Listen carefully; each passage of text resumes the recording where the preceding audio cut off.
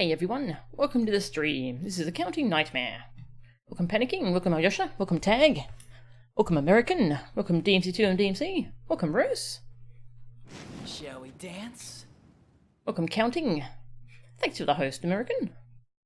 And did I miss anyone? Let's see. I think I've got everyone. Sorry if I missed anyone. Shall we dance? Thanks for the host, DMC2 and DMC. Okay, today we're gonna do case 4 of the third game. Hang on. There we go. Trials and Tribulations. I think we can do it in one stream. I remember it being short, but you know, we will find out. Pretty good, thanks Rose. You got the GBA release of FF5 off of eBay. Nice, congrats.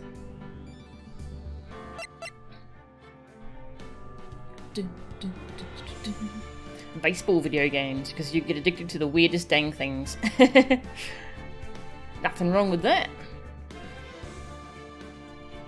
Yeah, this is a really good case from what I remember. So I'm excited to play it again. Ooh, yeah, we finished up case 3 last time. And now, episode 4. Turnabout beginnings. Let's go.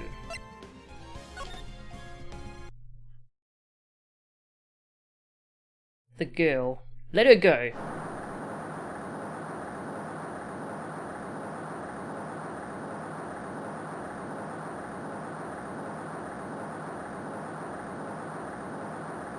Shut up. Come closer, and I kill her.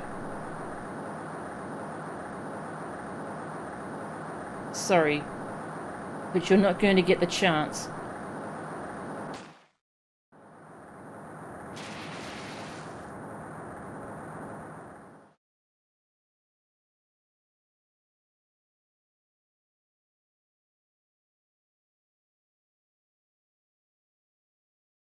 I'm reading through the file of an old court case. It was the first case of my longtime mentor, Mia Fey. Fugitive data. Name, Terry Falls. Charge, kidnapping, murder. Sentence, death penalty. Fugitive movements. After escaping, Falls met with and then murdered Sergeant Valerie Hawthorne, recaptured on Eagle Mountain about 8 hours after his escape. Her very first client was a death row inmate who had recently broken out of prison. That was a whole year before Mia and I ever met.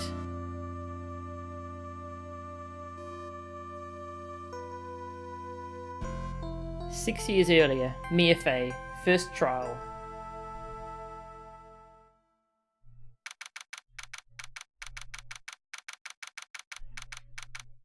Phoenix reading. Now that's an imposter. Yeah. February 16, 9:24 AM. District Court, Defendant Lobby number 4. I'm so nervous. I feel like I'm going to die. I never should have accepted this case. Eek!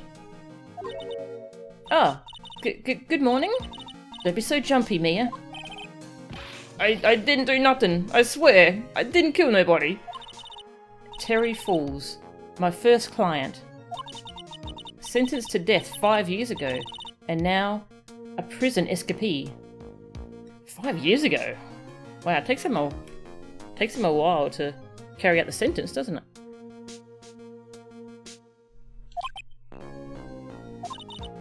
Just relax, Mia. Make small talk and try to relax him. So why did you escape anyway? Okay. Eek! I'm sorry. This guy is pretty scary. Hey, King Brolly, how are ya?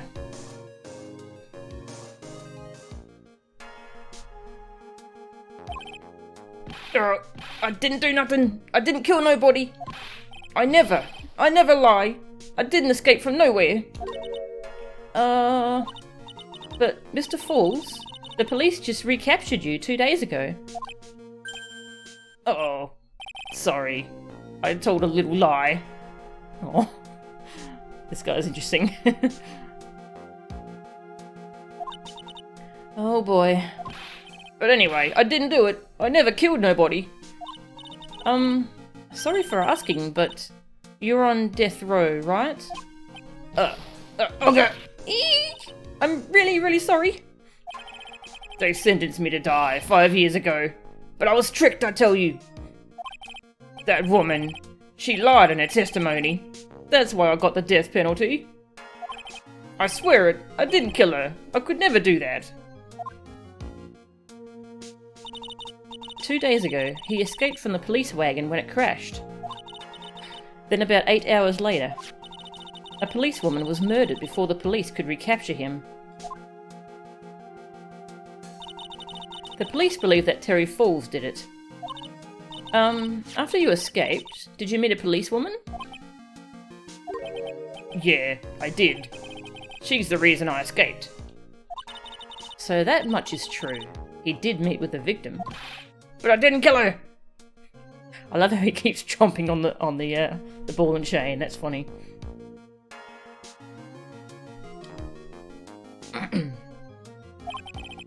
She was alive when I left. She was alive! It's true! I can trust him, right? I mean, I should. Ha! You're not going to figure out the truth by just staring at the guy.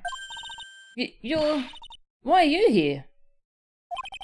I came to see how our little kitten was doing all alone in the big, scary lion's den.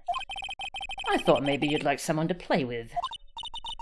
Where is Mr. Grossberg? Ha! That old man is probably still in bed. I bet he's clutching an empty bottle and mumbling in his sleep. Well, aren't I good enough? After all, it's me, Diego Armando. I didn't say... So, Diego Armando, the finest attorney at Grossberg Law Offices, is here for me? No. You've got it all wrong. Today, you're the finest. After all, it took an amazing amount of guts to take this case.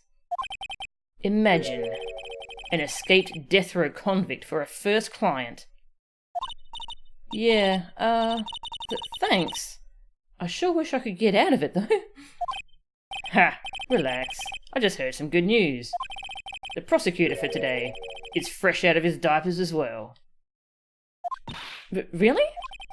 However, unlike a certain somebody who I won't mention, he's earned the reputation as a genius since beginning his law career. Genius? Well, it's about time to head in, kitten. Sharpen those claws of yours. It's go time.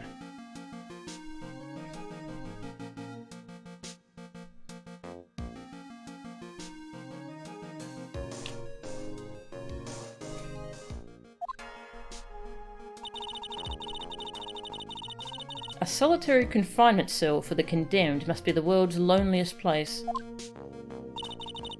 And that's what my client ran away from. Every other lawyer gave up on him, but not me. When I saw those overflowing eyes and heard that simple, childlike voice, I just had the feeling that he was telling the truth.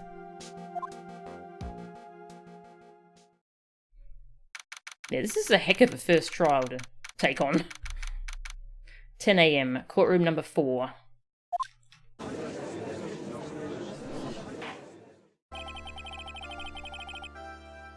And we have a different judge. I'm just going to voice him the same as the other judge, because, yeah. Court is now in session for the trial of Terry Falls. The defense is ready, Your Honor. The prosecution has been ready for a while, Your Honor. I understand the lawyers from both sides are newcomers. Yes, Your Honor. I'm Mia Fey. Miles Edgeworth, Your Honor. So, you're the new prosecutor everyone is talking about, eh? They say you joined the prosecutor's office at quite an early age. At 20, Your Honor. I guess our little kitten hasn't earned herself much of a reputation yet, huh? He's even got coffee. I mean, I'm guessing that's coffee. It's gotta be coffee. Come on, Mia. You can't lose. Not to someone younger than you. Yeah, Edgeworth's suit is amazing.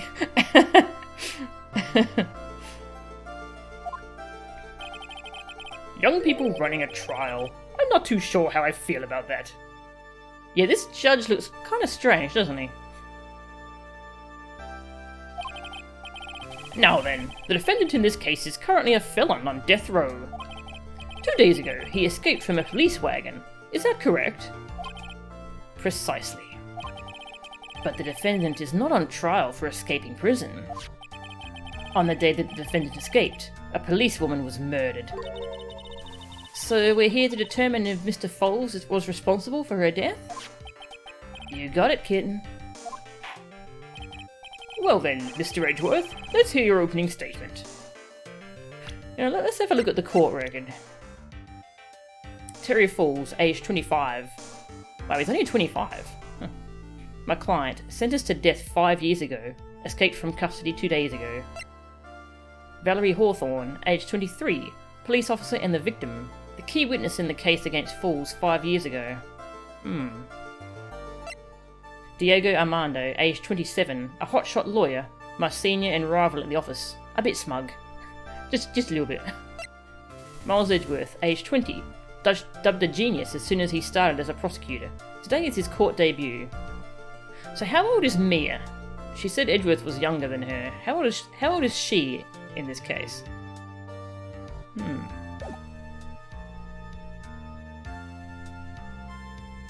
Yeah, that's the suit he's wearing. That's the one he had hanging in his office in case 1-5.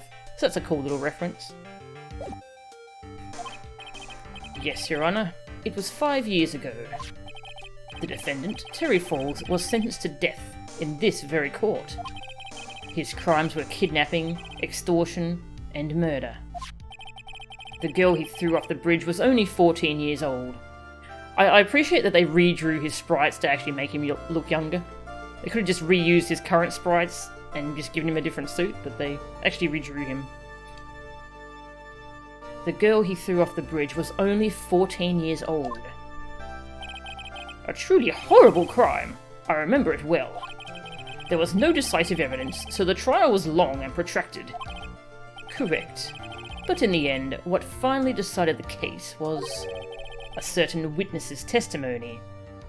He's got the Von Karma point. A witness's testimony?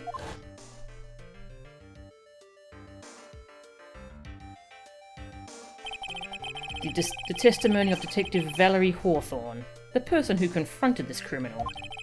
She arrested Mr. Foles at the scene and later testified against him. She said she witnessed Mr. Foles throw his young victim into the river.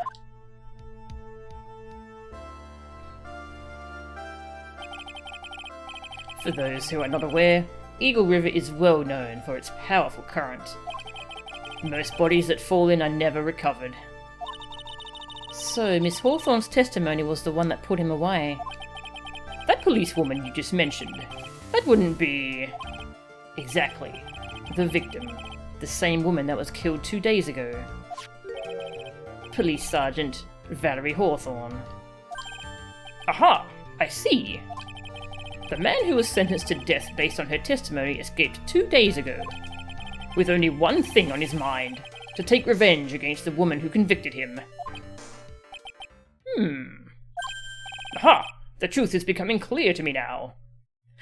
I really I don't like this wide-eyed look. He looks weird. 20 or 21.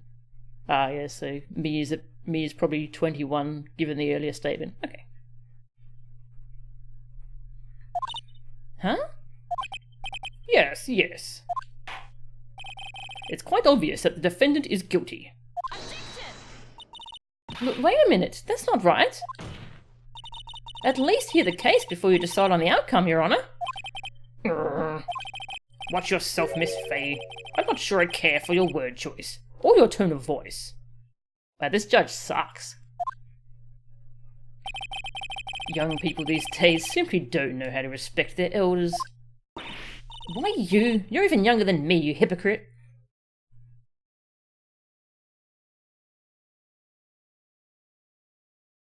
Wasn't she listed at age 23? Oh, hang on, let's think. 23. Wow, yeah, so she was 18 when Fools was convicted. Yeah, that's an anime age to be a cop. That's a good way to put it, counting.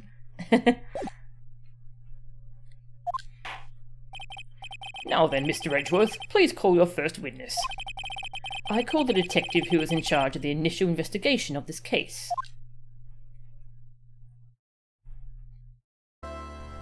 Gummy! Witness, state your name and occupation. Gumshoe, Dick Gumshoe. I'm the homicide detective in charge of the case, sir. Oh, he doesn't really look much different, does he? I finally got promoted to the detective division half a year ago. I don't believe anyone asked you about that. Mia! Hey, ma'am. You got any idea how much work it takes? But what is it? You're really gorgeous. Oh. Excuse me? No, seriously. My heart. It's aching for you. Oh. Calm down, Gummy. We can talk about that later. Detective, pull yourself together and try to be professional. Otherwise, I'll write you up on contempt so quick that something other than your heart will ache. Oh. Okay, I got it. Now, Detective, tell us about the incident. Yes, sir. Right away. Yes, I'm guessing this might still be the same coat. It's just changed colours now because it's so old. The victim was Sergeant Valerie Hawthorne, a veteran on the police force. She was stabbed in the back with a knife and died from excessive blood loss. That much is already stated in the autopsy report. The court would like to hear more details about the incident itself. We should probably look at that. Badge, proof of my profession. It's brand new and sparkles in the light. Valerie's autopsy report. Stabbed with a knife in the back. Died from blood loss between 4 and 5 p.m. Yes, sir. I gotcha. Okay, let's take a look at this aerial map of the area here. This is a sketch of Dusky Bridge, an old suspension bridge. Now this bridge, I hope it's closed off so no one can use it, because that's not a safe bridge. And the river that runs under there is Eagle River. The victim and the defendant met there, on top of the bridge. After stabbing her in the back, the killer carried the victim back to his car. He was recaptured at a police checkpoint as he was trying to make his getaway, sir.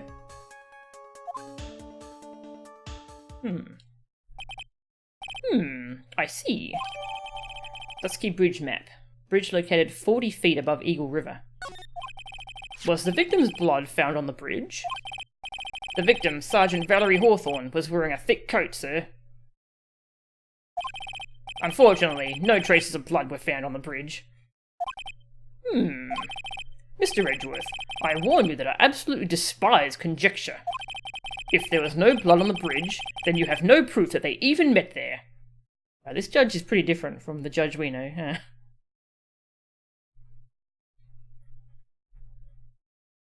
Edgeworth and autopsy reports. You don't like this one bit. Your Honour. If you would listen to the testimony we have prepared, I'm sure you'll be convinced. The two of them most certainly did meet on the bridge that day. Why, Mr. Edgeworth, I'm not sure I like you wagging your finger at me as though I were some hoser. Detective, proceed with your testimony. What's a hoser? Yes, sir. Here we go, Mia. Hang on. Okay now, listen carefully, kitten. One little mistake and this guy will drink you for morning tea. Trust me and get ready. Summary of the incident. On the day of the incident, an unknown person phoned the sergeant and asked to meet. Sergeant Hawthorne went to Dusky Bridge at the designated time and met with Mr. Falls. And that's where she was brutally murdered, sir. The criminal stuffed her body into his car trunk and tried to make a getaway. Oh, hang on, but why would he stuff her body into the trunk? the river's right there, right? And bodies are never recovered from there, so you would have thrown the body in the river, right? Mr. Falls was arrested at a police checkpoint we set up at the base of the mountain.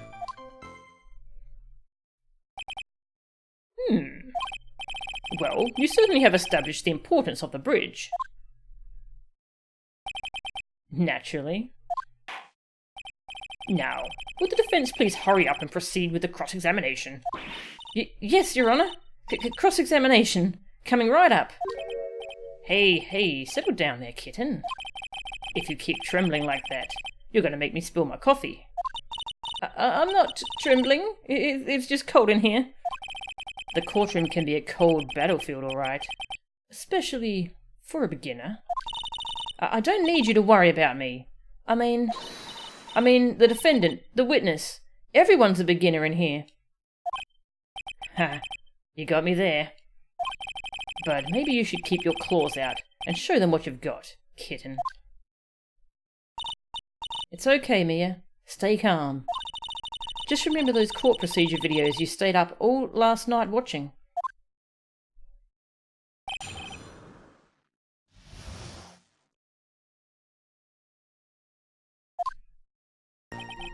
On the day of the incident, an unknown person phoned the sergeant and asked to meet.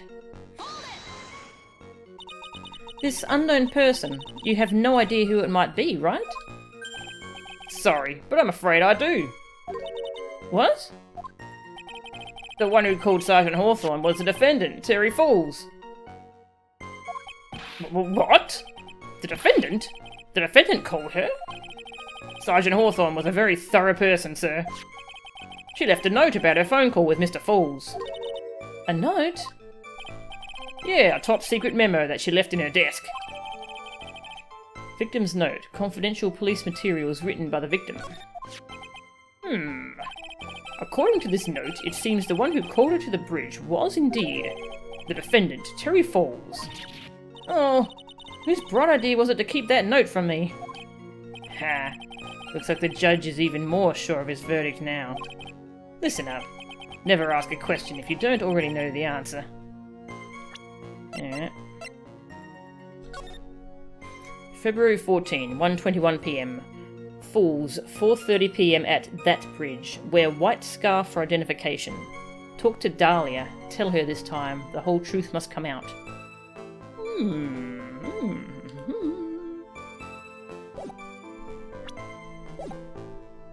At least Diego isn't talking about hemorrhoids. Yeah, that's a good point. It's that detective's fault. He's the one that said unknown person. Hey now, don't make that face at me. I just said it that way because the prosecutor told me to. Was that a trap? Yep. With that cute face, I didn't expect him to be so sneaky. Sergeant Hawthorne went to Dusky Bridge at the designated time and met with Mr. Falls. A bridge up in the mountains? But why meet there? Because it is a very important place to the defendant, that's why. What do you mean by that? If you remember, 5 years ago, the defendant kidnapped a young girl. He was chased onto a bridge, and it was there that he killed his hostage. And the place where all of this occurred is, of course, Dusky Bridge. The very place where Sergeant Hawthorne arrested and handcuffed Mr. Falls. Ha, returning to the scene of the crime. How nostalgic. And that's where she was brutally murdered, sir. Was the body of the victim discovered right away? Yeah, we were really on the ball. We found the criminal within 1 hour of the murder. It was great.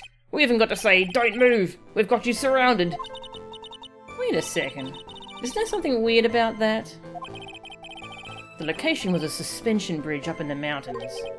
So, how did they find out about the crime so quickly? Sergeant Hawthorne must have mentioned the phone call to someone else, right? Ha! If that's what had happened, then she wouldn't have been killed. She never mentioned the phone call from Mr. Falls, but she left a note on her desk about it. If only I'd noticed it earlier. Maybe she'd still be alive. I wonder why she didn't mention the phone call to anyone. The criminal stuffed her body into his car trunk and tried to make a getaway. Mr. Falls had a car then? Well, that bridge is way up in the mountains, ma'am. The defendant and the victim both went up there by car. I mean, how else, right? What? You mean the defendant drove his own car? No, of course not. It was stolen. He stole it from a young couple that had been waiting at a red light. Car thieves. I'm not sure how I feel about car thieves. Is this guy sure about how he feels about anything?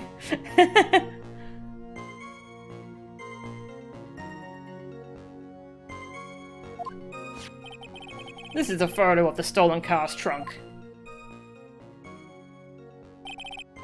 Naturally, that's the body of Valerie Hawthorne in there.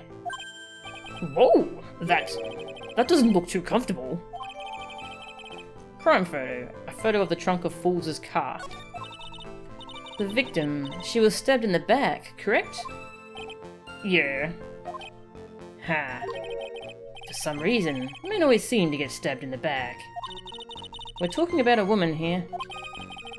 You can't tell from this photo, but the knife was stuck in her back nice and firm. The condition of the body when it was discovered is very important information. Detective, was there anything strange or noteworthy in the trunk of the car? Here's a photo of the trunk, but I don't see anything strange, do you? Anyway.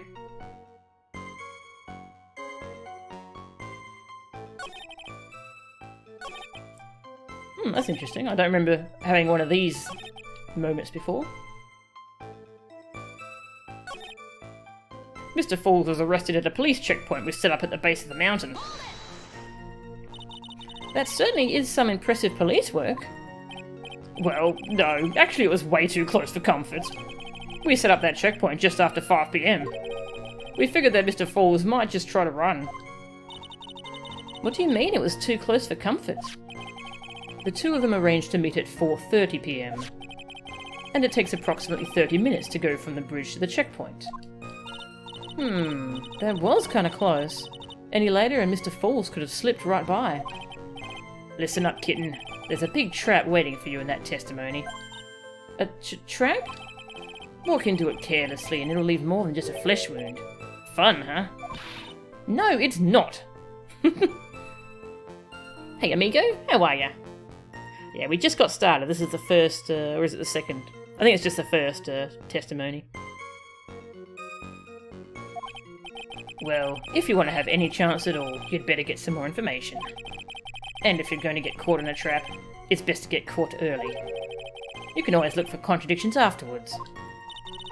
The ever-famous contradictions. I sure hope I can find some of those. Now, where's that picture? See?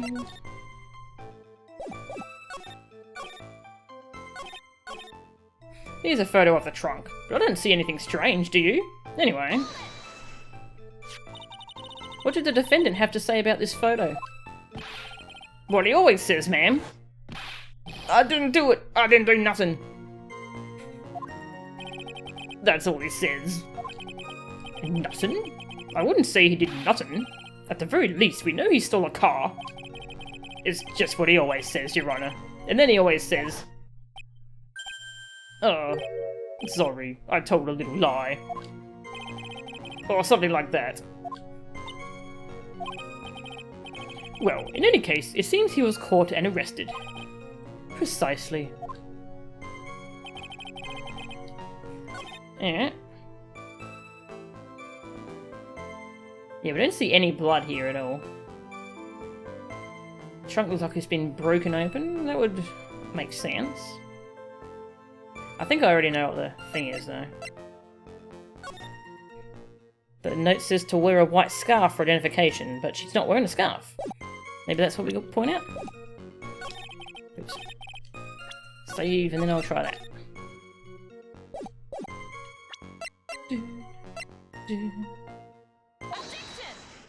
Objection! Witness!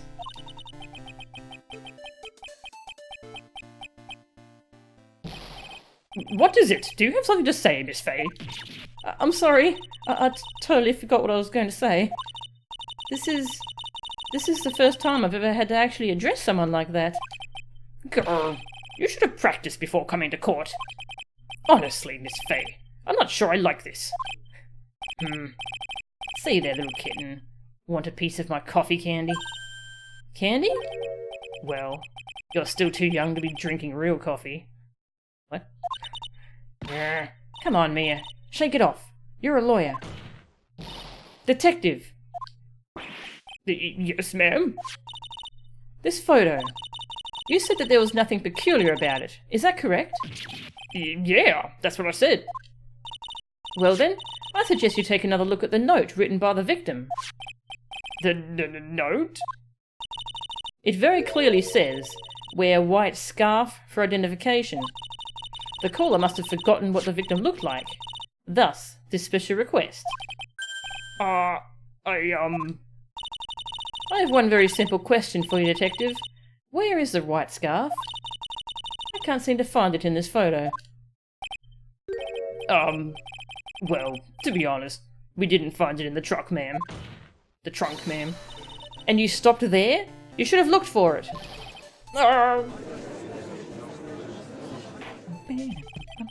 The caller told her to wear it to identify herself, so I'd expect she did just that. Well, Mr. Edgeworth, what do you have to say about this? Check the exhaust pipe for the muffler. Ha!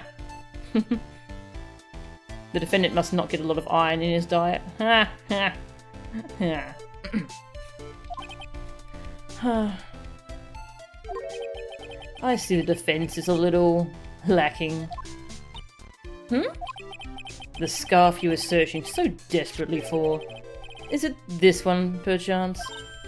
Ah! Where did you find that, sir? On Dusky Bridge. I was there first and decided to conduct my own investigation. Why didn't you tell me? I made a decision to keep all pieces of evidence in my personal satchel. It's the safest place I know. That hotshot sure has a flair for the dramatic. It's not exactly white, as the caller requested, but as you can see, it's close enough for what it was intended for. It looks like it spent some time in the mud. Not surprising. It was drizzling on the mountain that day. Prosecutor Edgeworth. He was intentionally hiding that scarf the whole time. The court will accept the scarf into evidence. Worn by the victim at the time of the incident, found on Dusky Bridge. Now, if the attorney for the defense is finished embarrassing herself, I'd like to move on with the testimony. That is alright with you, isn't it, Miss Faye? Boy, would I like to wrap this scarf around his smarmy little neck.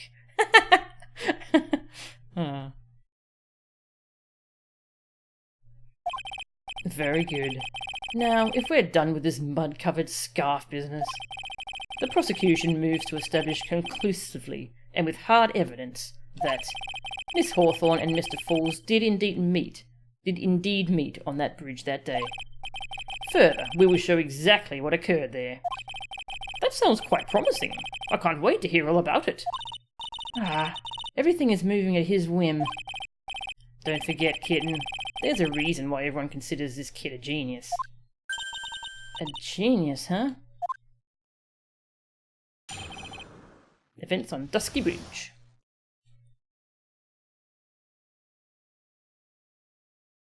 Gonna drink some water.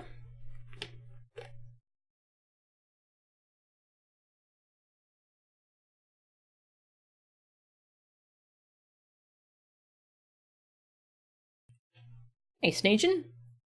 I know, pre-Reformation Edgeworth. Yeah, Edgeworth is not a nice person in this case. He's a sneaky little one. Actually, there's an eyewitness who was there when the incident took place. This photo was accidentally taken by the witness. It shows the Vic wearing the scarf, sir. Wait, what witness? It was drizzling that day. Unfortunately, it's a little hard to see what's going on. Anyway, the criminal shoved the victim down from behind and stabbed her in the back. That must have been when the scarf fell off. Looking at this photo, you really get the sense that this bridge is very high up. It is about a 40-foot drop from the bridge to the Eagle River down below. Mr. Edgeworth, who took this photo anyway? Let's just say that it was a well-intentioned third party. Aha! A potential witness! So why isn't this person in the courtroom? Well, they said they absolutely did not want to testify. Hey Croaker, thanks for subbing.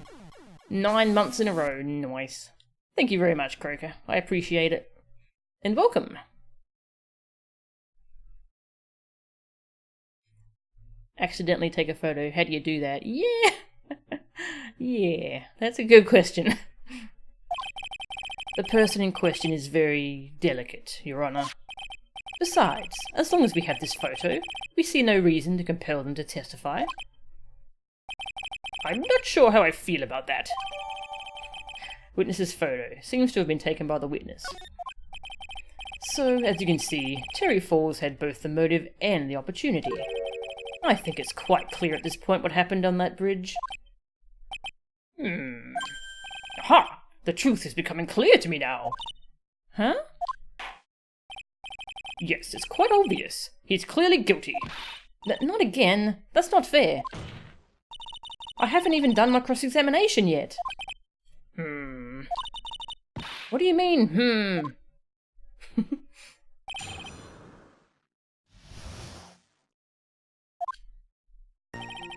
Actually, there's an eyewitness who was there when the incident took place.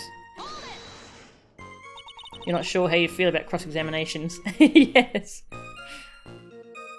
Who is this eyewitness? She's a college student. A female college student? That's right. Meaning she's female and a college student, ma'am. She doesn't do well in front of other people, so I came to testify for her. Maybe so, but as the attorney for the defense, I have the right to cross-examine her. For the time being, we're not relying on the witness's statements. That is all. What is that supposed to mean? The prosecution has other, more decisive evidence. Our case doesn't rest on the vague testimony of a female college student. A female college student, eh? It means she's female and a college student! Oh, Gummy. If you absolutely must hear her testimony, you'll have to give us a good reason why. Please tell us about the more decisive evidence in question.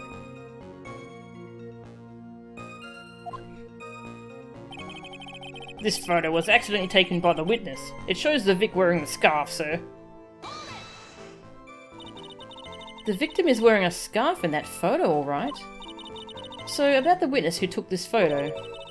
What was this person doing all the way in the mountains? She was taking photos of wildflowers, apparently. There are many unusual types of flora on that mountain, Miss Faye. People in the area say it's because of the spirits that live there. The spirits? Now that you mention it, this photo, this cloudy fog-like thing, is it a ghost? I don't believe it. Okay, this judge is pretty, entertaining. No, Your Honor. No, I don't think it's a ghost.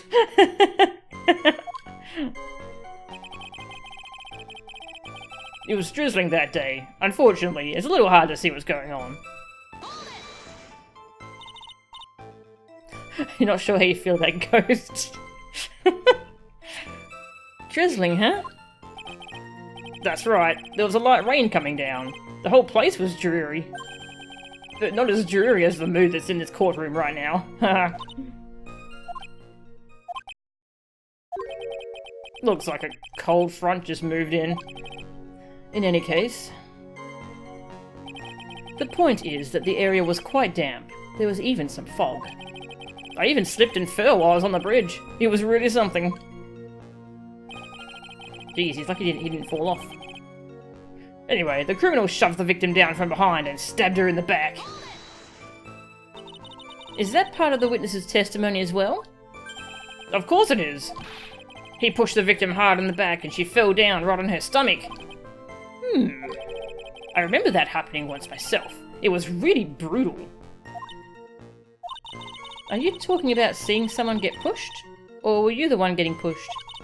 Or does it mean that you pushed someone down like that once? With his mind-boggling tales and the way he said brutal, I wonder if he's Canadian. Mind-boggling tales, what? Ha. Save your nasty look for the right person. Huh? Take a look. Poor baby. The court record seems to have wet itself. Hey! Watch where you spill your coffee! The court record, huh? Good night, Rest. Thanks for hanging out. What kind of world is this where Gumshoe is the voice of reason? You're not sure how you feel about that. And that must have been when the scarf fell off. So in other words, there was a struggle between the criminal and the victim, huh? That's what the witness said. Well, it looks like she didn't remember about the scarf. But from what she said, it sounded like a pretty violent fight, ma'am. The area was wet from rain. The bridge was probably wet too. Which would explain why the scarf was all covered in mud, but... there's something about this testimony that's still bothering me. Heh, talk about a surprise. I had no idea there was a photo. So what do I do? You really still believe him? Mr. Crybaby, I mean. Of course I do. So the little kitten believes in fairy tales, huh? In that case, the answer is obvious. If what you believe is the truth, then that means that somewhere, hidden in that testimony, is a contradiction. One huge contradiction waiting to be discovered. That's your chance.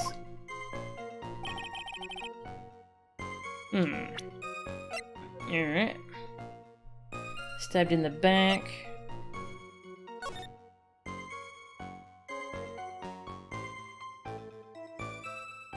The angle this was taken from is weird because...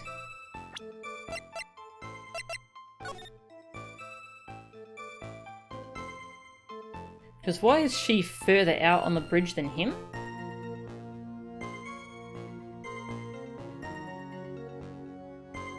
And where was the witness? Was she somehow on the other side of the bridge?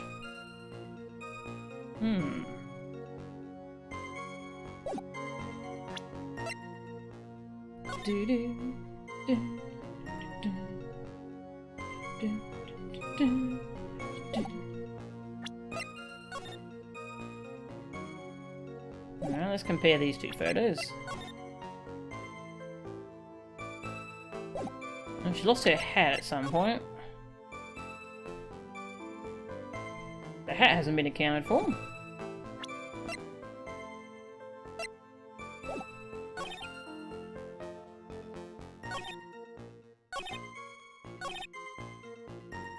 And the other thing I can think of is she was stabbed in the back somehow, but she's facing him in the picture.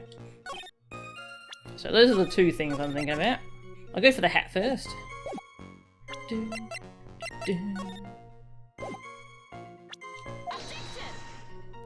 Nope.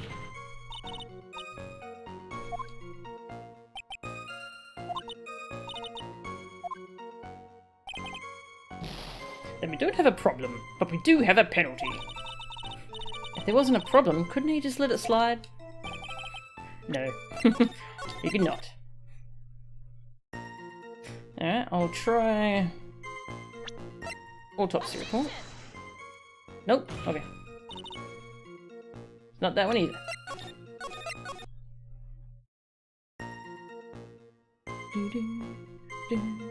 Not sure how you feel about contradictions. Agreed, Kimberly. It's hard to see what's going on.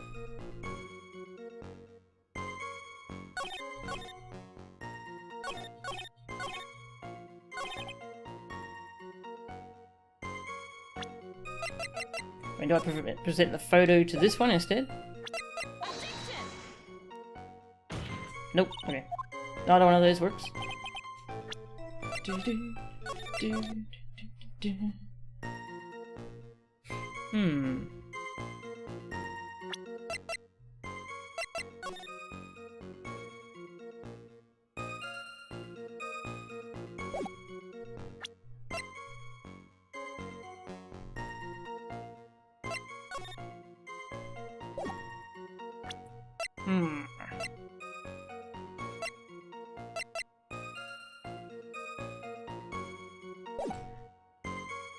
I don't see a knife on him. Where do you get the knife from?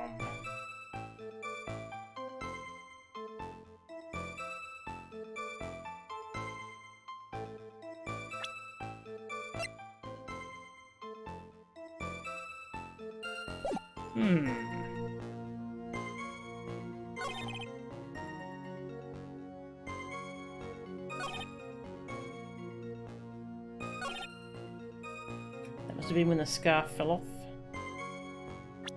Where did Edgeworth say he found it? On the bridge. Okay. Alright, was I on the right track just presenting the wrong thing?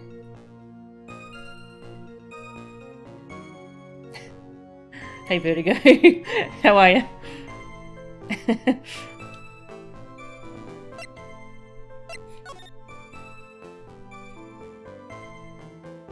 Are we going after the map?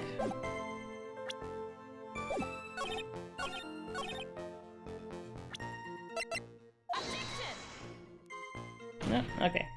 I was wondering about where the witness was.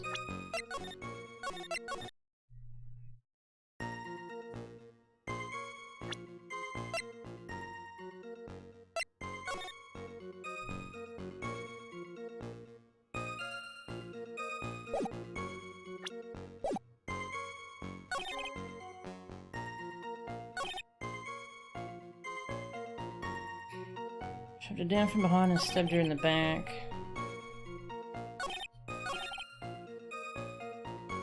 Maybe I need to repress something?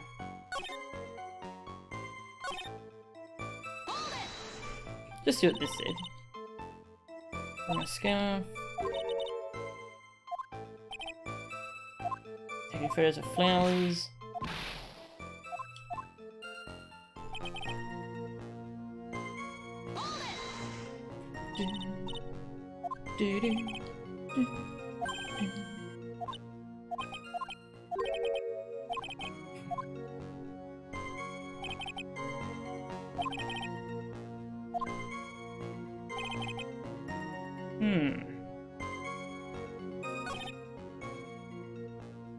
Not quite sure which contradiction we're going for here.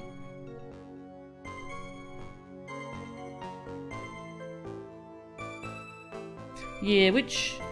I feel like there's like 3 different things I could point out, but I tried them all, unless I did one of them wrong. Yeah, the fact that she's facing him, but she got stabbed in the back. The fact that she has a hat on, but there's no hat in the picture. And, like, where is the witness?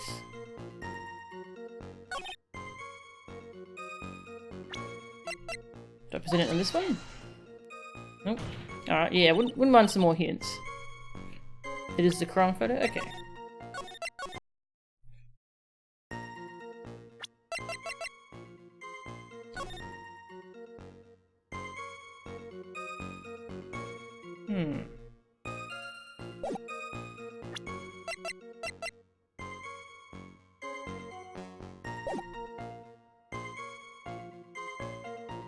What did I try presenting this one at? I think I tried presenting it at this one to show the hat was missing.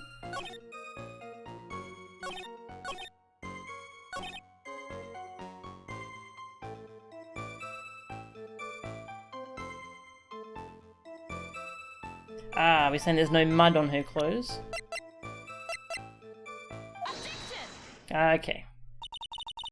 So at the time of the crime, there was a light drizzle coming down, correct? Yeah, and fog too. Just a generally soggy atmosphere. Well, I have evidence that doesn't go with the soggy atmosphere. But this is a photo of the victim's body that was found in the car trunk. Considering the conditions at the scene of the crime, something isn't right. So that was tricky, because there's quite a few different things I could try and go for, but none of them are good. None of them worked. Alright. Well, by all means, please enlighten us as to what isn't right. What is it about this photo of the trunk that doesn't fit with the conditions that day? It's nothing! Naturally, the answer is right around here, I think. Well, Mr. Edgeworth? It seems to me that Miss Fay could use a trunk herself. What? One that she could hide all her bitter memories from this trial, then, that is. Ah, sick burn. You truly are a genius. A genius of sarcasm and wordplay. Oops. It looks like I really put my foot in my mouth that time. Just relax, lick your wounds clean, then go after him again, kitten. No matter how bitter the memory, it can never be as bitter as dark black coffee. Alright, Mia. You've got to think harder this time. Now then, let me ask you one more time. To load your save file. Alright, so I'm going to go for the front of the jacket, so that it hasn't got mud on it. Naturally, the answer is right here. The victim's coat? As far as I can see, there is nothing strange about it. That's exactly what's strange. Recall the testimony. What were the conditions on the bridge that day? It was drizzling and foggy. Dusky Bridge was all wet. If the victim really had fallen down on her stomach on top of the bridge, then the front of her coat should have been covered in mud. That's exactly right. The other day I fell on a muddy street and my gorgeous playoff beard was befouled. Playoff beard? What the hell's a playoff beard?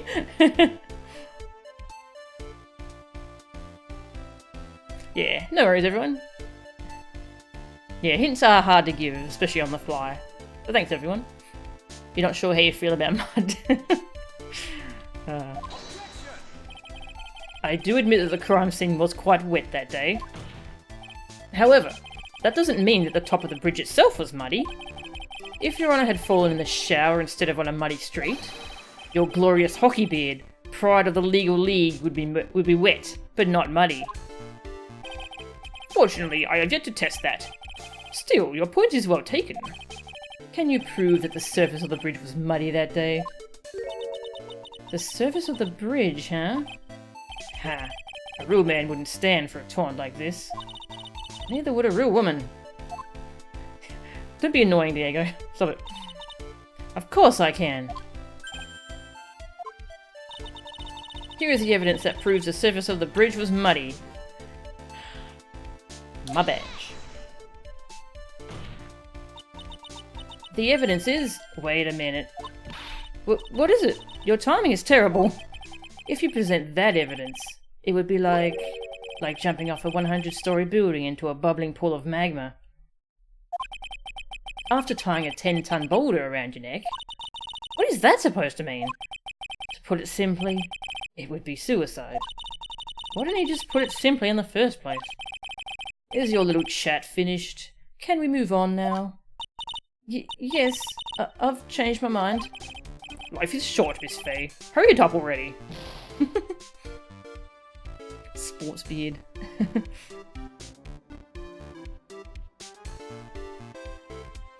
Okay, a common thing for Canadian hockey fans to not trim their beard until the end of the playoffs season. Weird. Okay. Thanks for that, Sneejan. Yes, Your Honour. The defence is now prepared to show our evidence. Here is the evidence that proves blah blah blah blah. Scarf. The evidence is this scarf. Ah! It should be obvious. If the scarf fell onto the bridge and got this muddy, it means that the bridge was obviously covered in mud. No, I can't be outwitted by this novice bimbo. Jeez. Yeah, I didn't save right before presenting it, so yeah, can't be bothered reloading. Okay, this is Edgeworth when he's at his worst, so... F. See me after class, Edgy. Hey, same to you, buddy.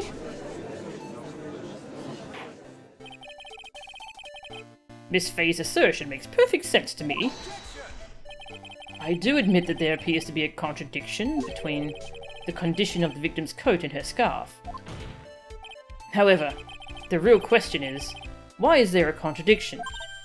Huh? For every contradiction, there exists an explanation. Let's look at what the explanation in this case may be, shall we? Alright. It's not like he's really giving me a choice here. Ha! You're doing pretty well. For a little kitten. But Mr. Armando, no matter what he says, a contradiction always comes down to a lie.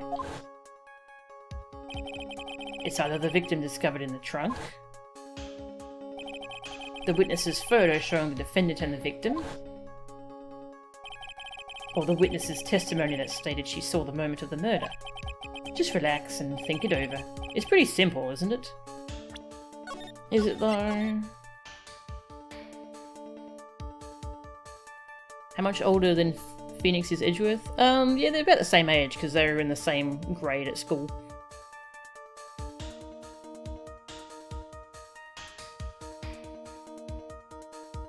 Edgy still has the sickest of burns, but they aren't nearly as mean-spirited, somehow. Yeah.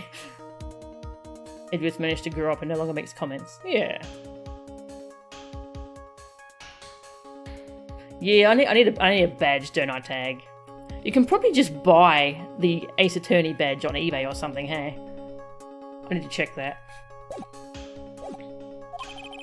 The false evidence. It's one of those three. What you said just now. I'm not sure I like that. That wasn't me, Your Honor. It was the coffee aficionado over here that said it. This court is not in the habit of accepting false evidence, you know. Blame it on him, Your Honor. He's the one trying to slip false evidence into court. But we won't let him. We'll expose his evidence as the flimsy scam it really is. Yes. The false evidence in this case is the save file. I think it's the testimony, because we want to get the witness in here to cross-examine her. But we'll try these other two first. The photo! About the photo that the prosecution claims was taken by a witness. It certainly seems to show a man in a prison uniform and a woman in a coat. However, we can't tell any more than that from the photo. Are you saying the people in the photo may not be the victim and the defendant? Well, that's certainly a possibility. So perhaps it was another prisoner and policewoman? I admit, people have their quirks. Perhaps they were part of a role-playing group. Well, I suppose that's also possible, I guess. You messed up again, kitten. But Mr. Armando, there should be something else that's even more suspicious. Now think the whole thing over again. From this point on, Miss Fay, I will penalise you for making unsubstantiated accusations. Aw, don't do it, Mia. Don't cry until you get home. Aw. Hey, Shizzle, how are ya? Hey, Wild Knight. Not sure if they still do, but Fangamer sold a pretty good replica of Phoenix's badge. Oh, nice. Thanks, Wild Gamer. Oh, sorry, Wild Knight. I'll check it out. Fangamer. Cool. Hang on, I'm going to make a note to check that after stream. Notepad. Fangamer. Cool. Yeah, Shizzle, we're doing case 4. Diego's dialogue, like a lot of things in this game, is aged really poorly. Yeah. Yeah, so we are Mia. We're in her first trial ever. And she's up against Edgeworth. It's his first trial ever too. And got Gumshoe on the stand. Yeah, so we're defending this guy. He's a death row inmate who escaped from custody 2 days ago and then supposedly killed this woman, a police officer. We're pretty early on, so there's still a lot of details to find out.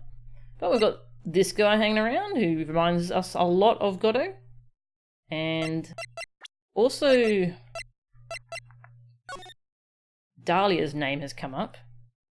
So, gonna get interesting.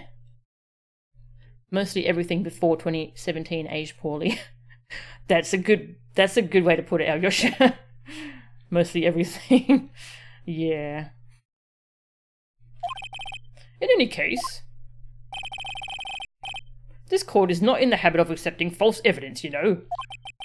Blame it on him, Your Honor. That's right. Redoing this dialogue. It's the body in the trunk. It's a fake.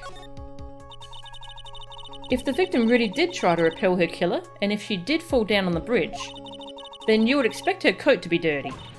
Therefore, the body that was found in the trunk of the car It was not the body of Valerie Hawthorne. What do you have to say to that, Mr. Edgeworth? Objection.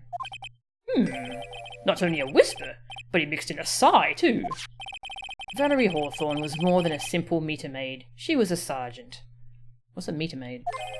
There's absolutely no chance that a mistake about her identity could be made.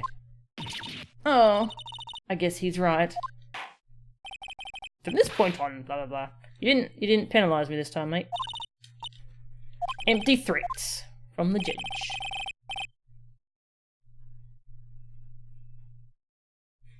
Everything before 2017. You aged poorly as well, huh?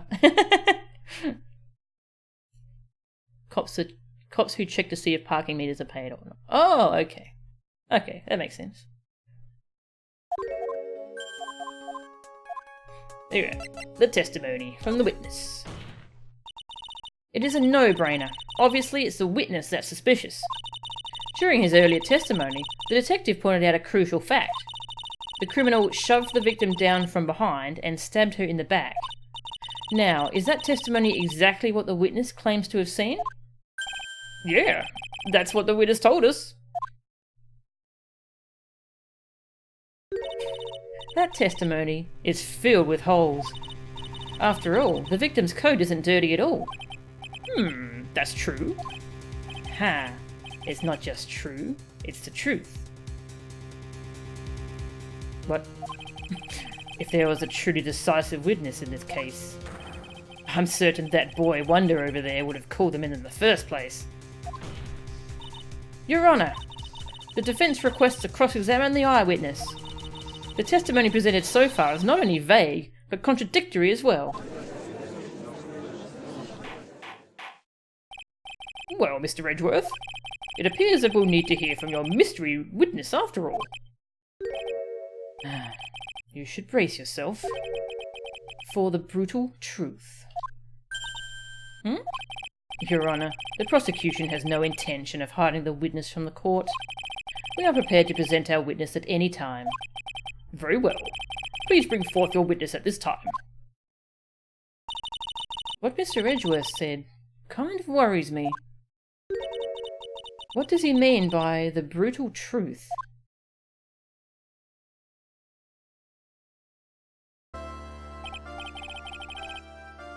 Now, let's proceed with the testimony. I need to do a hair flicker. Oh, I actually did on camera when she did it. You wish Nick inherited me as smug hairbrush back in some way. Yeah, that would have been pretty good. Now, let's proceed with the testimony. Mr. Edgeworth, please go right ahead. Thank you, Your Honour. The prosecution summons the woman who saw the events that day with her very own eyes. This is it, Mia. The battle begins here. Witness, what is your name and occupation?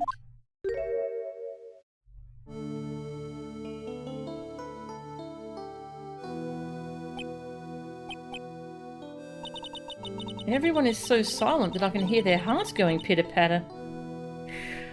Wheelp. Oh.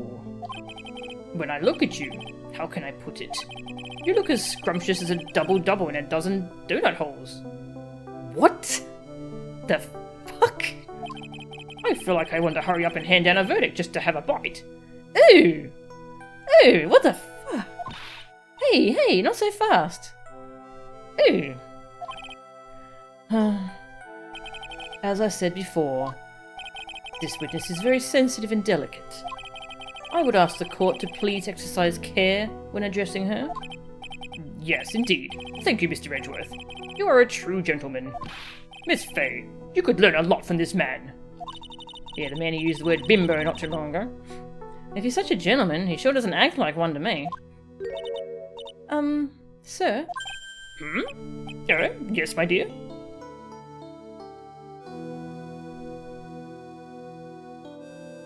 A double-double is a burger. Yeah, but what he said was... Ugh.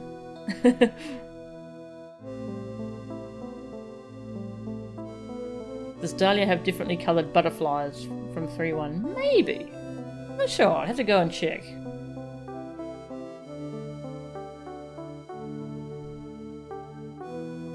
No wonder Mia was severely traumatized from this case. Yeah, this has been an ordeal so far. It's barely even gotten started, too. This is my first time, so I'm sure I'll make a lot of mistakes. Anyway, I just wanted to say I'm sorry for all the trouble I might cause. Not at all. It's no trouble at all. Now then, may we please have your name and occupation? My name is, Melissa Foster. Ah, different name. In 3-1 they were pink, now they're blue. Ah, okay. I'm a college student. A freshman in the literature department. You were on the scene when the unfortunate event occurred, correct? And you were the one who took this photo? Is that accurate? What? How can you be so mean? Now see here. What are you doing shoving that in her face like that? Huh? But it's just a photograph. It's not like it's something dangerous. Next time I'll be forced to penalize you. Uh-oh. I don't like the turn this has taken. Is she staring at me? And you would be? Huh? I'm the defense attorney. My name is Mia Fey. I see. So you are... Now then, young lady, could you please give us your testimony? Yes, Your Honour. I'll do my best.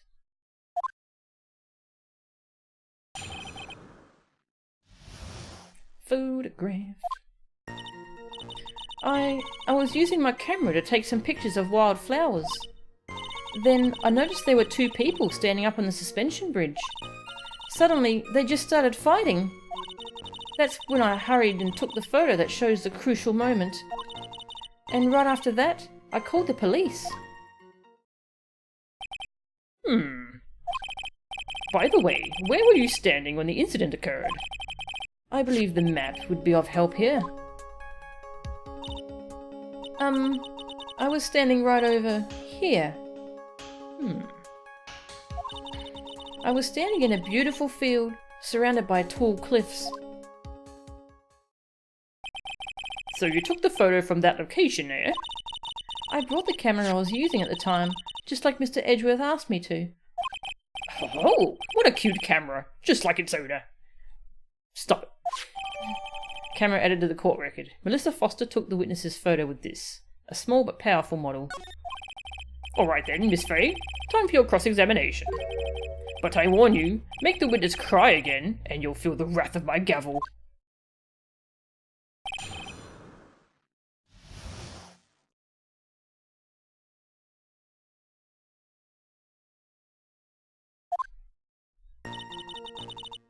Yeah, gotta save.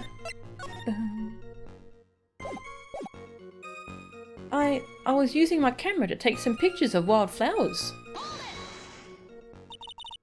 Never stopping in this game. Did you say wild flowers?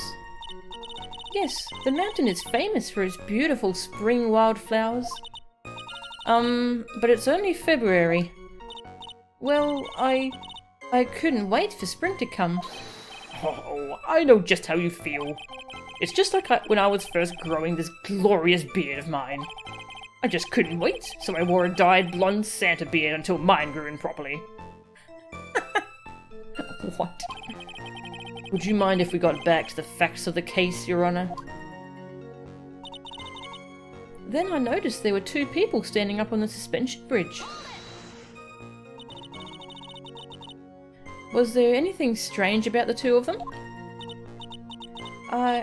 I'm a bad girl. I know I am.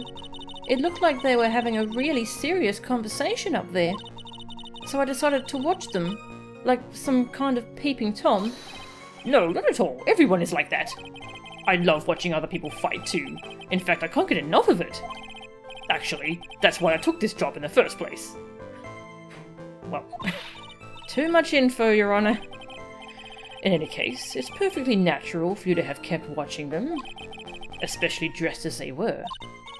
Well, anyway, I was watching them very closely. Suddenly, they just started fighting. Do you have any idea what they were fighting about? Huh? No, I have no idea. Why do you ask that? Oh, I just thought that maybe you overheard what they said.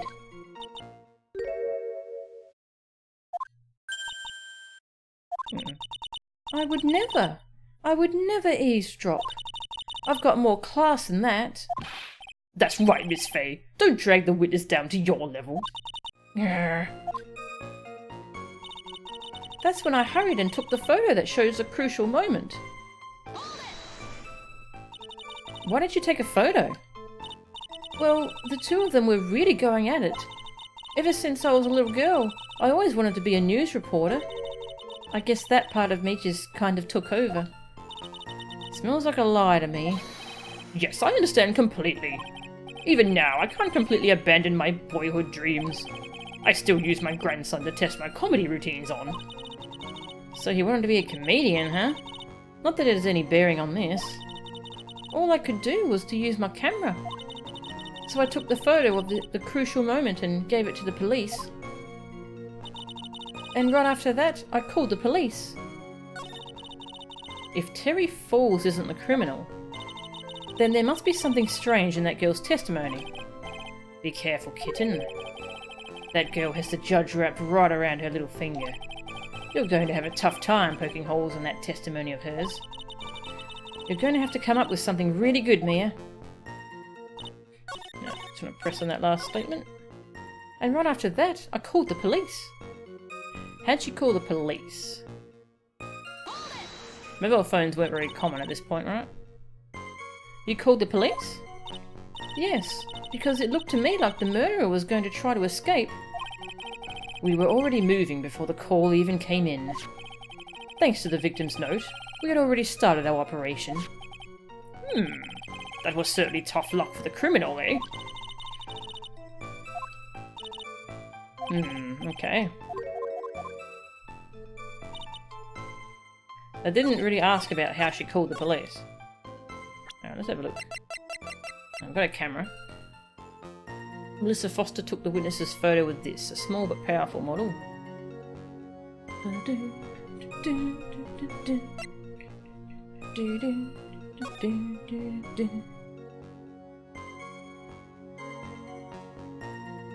Yeah, again, this angle doesn't... This is a weird angle. Why is she further out on the bridge? Why would she do that? Because she can't run from that point. Because the bridge is pretty bad. The judge should have been a colour commentator for MMA. Yeah.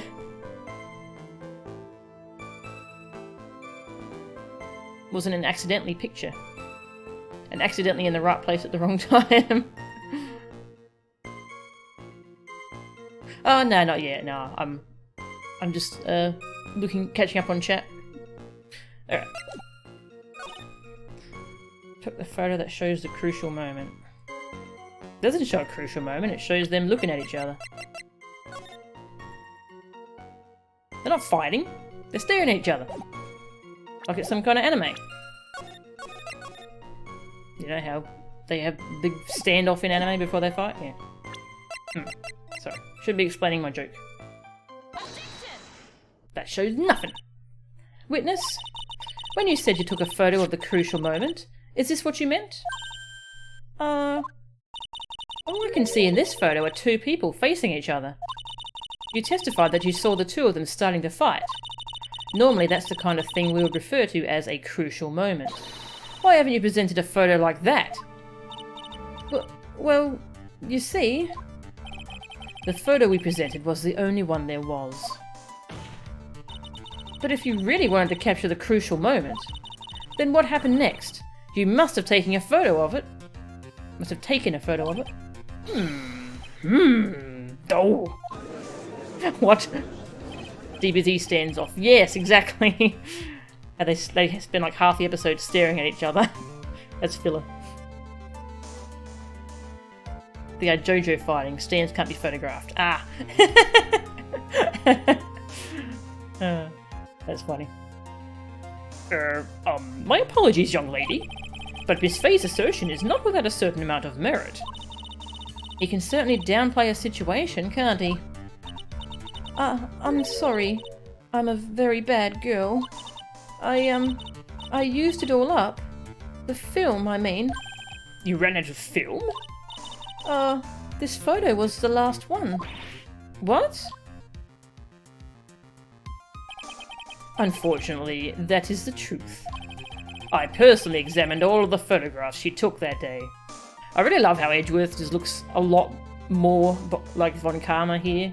Because he obviously studied Von Karma very closely, and so he took the finger wag, and he does a lot of Von Karma poses at this point. Until he comes up with his own sort of style later. You never seen JoJo? In JoJo they summon stands to fight. Like their stands are just these spirit things basically, and no one can see stands unless you have one of your own. So to normal people, it looks like they're just staring at each other. I personally examined all of the photographs she took that day. All the other photos are of the witness herself, playing among the wildflowers. The witness herself? Then who took the photos? Well, you see, my camera has a timer feature built into it. So you took photos of yourself?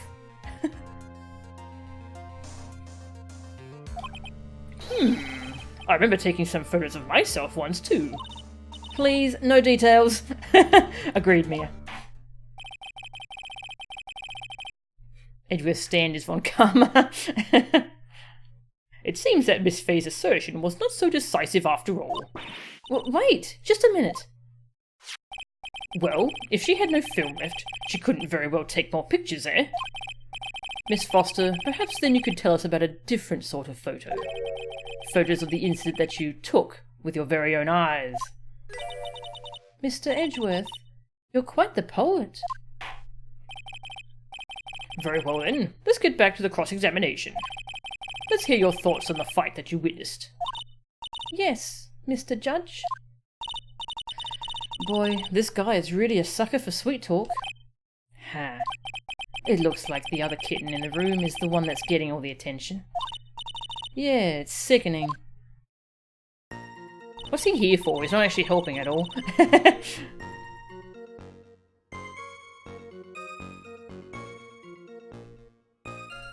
Back in 2004, selfies weren't such a big thing. Yeah. You're not sure how you feel about self-photographs?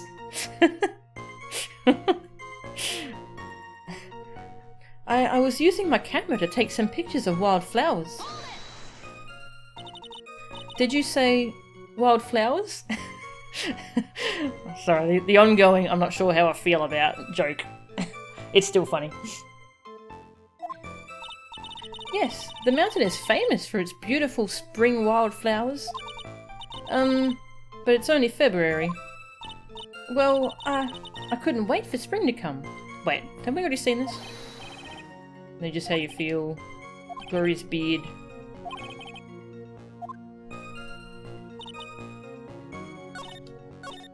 Ah, that's okay. This is the same testimony.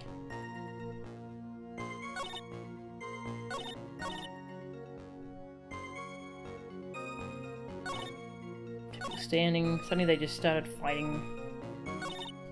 Okay, so they've admitted that part of it.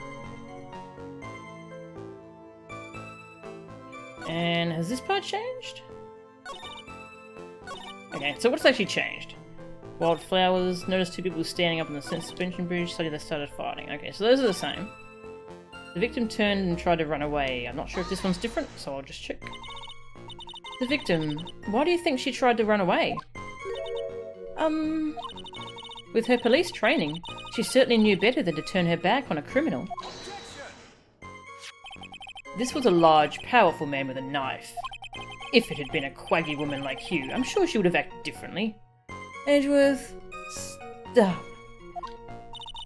Quaggy? Why you... If it had been me, I probably would have jumped into the river.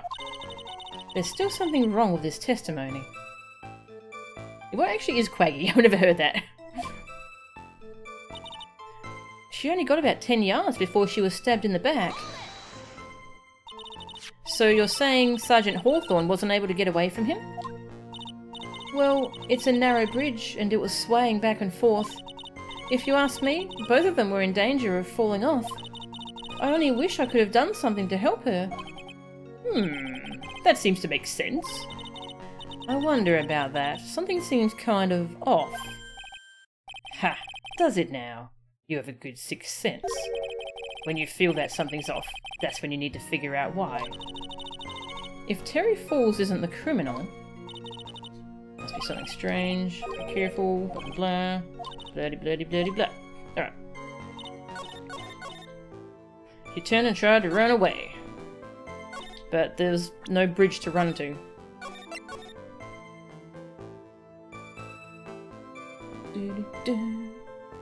You think Diego was based in appearance of a Brazilian footballer? Ah, interesting. Alright, let's try showing the map. Witness, your testimony is a joke. Huh? What? But I just... Miss Faye, I thought I warned you not to make the witness cry. One short testimony and two bad contradictions. There's no possible excuse. You say there were two contradictions? It's simple. Just take a look at the diagram of the area. According to her testimony, the two of them were in the middle of the bridge. But if they were, and the victim had turned around and tried to run, well then... She would have hit a dead end. You said 10 yards, but she couldn't have ran even 5. Because Dusky Bridge is collapsed on that side. Whoa! What does all this mean? Diego is black Brazilian. Ah, okay.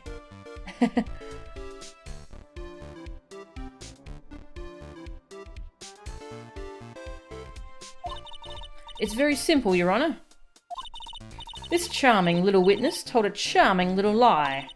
That's all there is to it. This beautiful young lady has been lying to the court? Just a moment, Your Honor. Mr. Edgeworth. Your Honor, allow me to personally apologize for the confusion. What do you mean? There's one major mistake in this diagram. What did you say? What are you referring to? It's all because this diagram was made after the incident occurred. It's a very old bridge. We couldn't find any official blueprints of it. So you're saying... I'm saying that even though this bridge is currently in disrepair, there's no evidence that can prove that the bridge was broken during the incident. That's ridiculous! You can't actually tell the condition of the bridge from this photo. I apologize to the court for not being more clear when I presented the evidence. This was only like 2 days ago, though. What?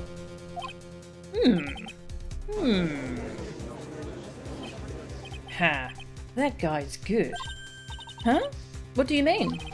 He planned it from the beginning. He's a genius, all right. That diagram of the bridge was his insurance policy. What? That coward! Well, Miss Faye, it seems you've once again made a reckless accusation. I'm so sorry. I should have been more careful myself. No, it wasn't your fault at all. Now then, shall we go on with the trial? I'd like to establish, once and for all, what it was that the witness actually saw. Indeed. All right, young lady. May I ask you to please proceed with your testimony? But it's so hard to go on. We can... Look, if we extended this out to another day, we could easily just go to the bridge, take a photo of it in its current state, and then prove that... A fan art for these trying times. Ooh, fan art. I like fan art.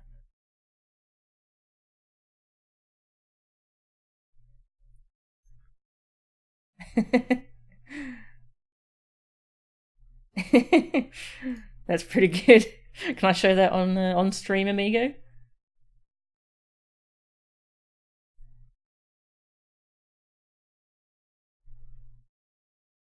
Go ahead. Alright, cool, cool. Thank you. This is a pretty good fan art. I like it. Chrome. And boom. That's really good. That's great. And I wish I could draw so I could do some cool stuff like this.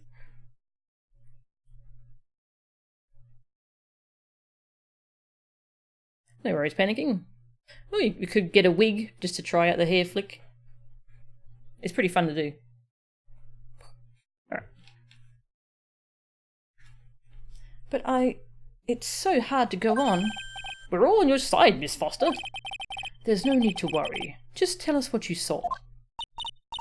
Yes, sir. Running from the crime. You just know Mia is seething with so much anger right now. Yeah. Yerp. So I wonder what the connection is between the two of them, because he's so condescending here. Like Diego I'm talking about. Yeah, well, I guess we'll talk about that more later. After he stabbed her in the back, he quickly picked her up in his arms. Then he carried her over to the car. I suppose that was the only way he could make sure the body stayed hidden. He couldn't just leave the body on top of the bridge. Oh, I'm sorry. I'm only supposed to talk about what I saw. That is spoilers, yeah, I'll think more about that later once we've got more info.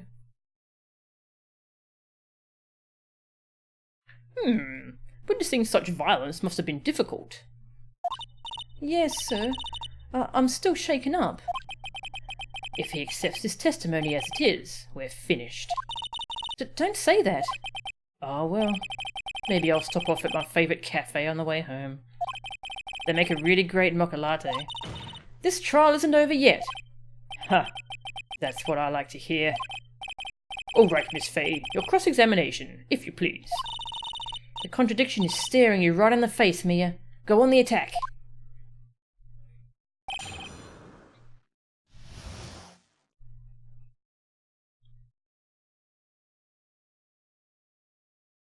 Yeah, Grossberg makes a comment in case 3-1. I don't know how seriously I should take it. But yeah, he made a comment. I suppose I'll talk about it later. Running from the crime. After he stabbed her in the back, he quickly picked her up in his arms. Are you saying that the victim didn't fall down on the bridge? Actually, maybe she did. Of course she didn't fall down on the bridge. If she had fallen down, this photo wouldn't make any sense. Wow, Iggy.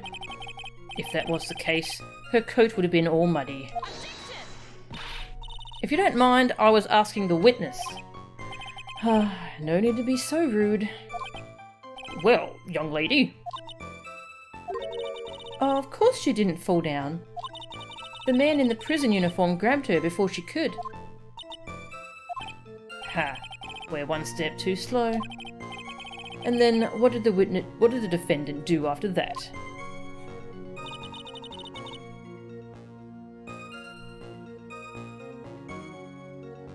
Yeah, that's a good point. If it came up in 3-1, how is it a spoiler? Yeah. Alright, so yeah, Grossberg in 3-1 mentioned death of Mia's boyfriend. Yeah, what did he call her? Yeah, I think he called Diego his boyfriend. Yeah, her boyfriend. But yeah, Grossberg could have just thought they were an item and been wrong.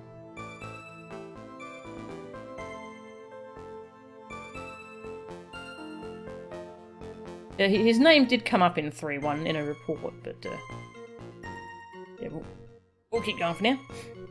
Then he carried her over to the car. You personally witnessed that? Yes. Did anything strange happen when he did that? Well, I don't know if you'd call it strange or not, but that's when the victim's scarf fell off. You mean the scarf? Her words match what we found at the scene. I don't see any problem. We still don't know where he got the knife from. The knife hasn't been presented as the murder weapon at all. But apparently it was found in her bag? I suppose that was the only way he could make sure the body stayed hidden. You mean the defendant carried the body all by himself? Yes. Considering the size of the defendant, I don't think it would be difficult. Yes, but let's remember they were on a narrow bridge that was ready to collapse. Is it even possible for him to have carried a dead body on a bridge like that? Well, the fact of the matter is that he did. That kind of talk is just silly. Wow, why did he get so emotional all of a sudden? Miss Faye, if you think there's some other possibility, please share it with the rest of us. He couldn't just leave the body on top of the bridge. Why do you say that? It's already a broken down bridge hidden away in the mountains. Doing anything more to hide the corpse would be going overboard, wouldn't it? Yes, but that mountain is famous among hikers. A surprising number of people go up there. But it's February, right? And it was raining that day, correct? There is also a small temple and a channeling dojo there. You know those monks. They just love cold, isolated places. I think the witness is trying to say that the corpse could have been found at any time. Besides, the witness is merely reporting what she witnessed with her own eyes. Oh, I'm sorry. I'm only supposed to talk about what I saw. And you're absolutely certain that it was my client who was carrying the body? Well, he was wearing a prisoner's uniform, but as for his face... So you're saying you didn't get a clear look at his face? Well, they were far away, and it was raining as well. I thought I was only supposed to say exactly what I saw. Excellent! You're a remarkably honest young woman.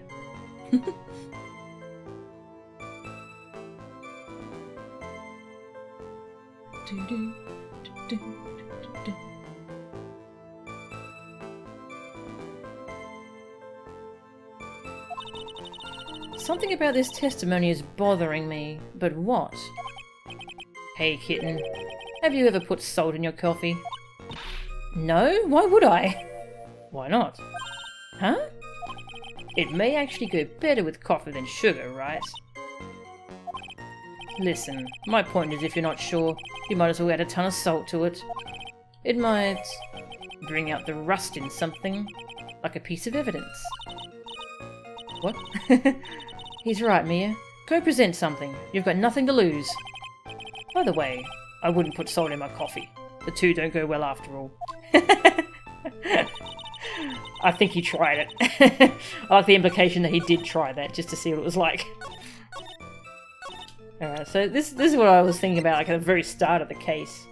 Why wouldn't he just throw the body into the river? Nope, not the map. This evidence establishes that the defendant is lying, right? Don't ask me to confirm your facts. Sorry, this is my first time handling a case. Well, let's make it a memorable occasion, with a penalty. And here I thought he would go easy on me because I'm new. Load the game. Maybe I'll present it. Yeah, this is... Oops, wrong button. I don't want to press, I want to present.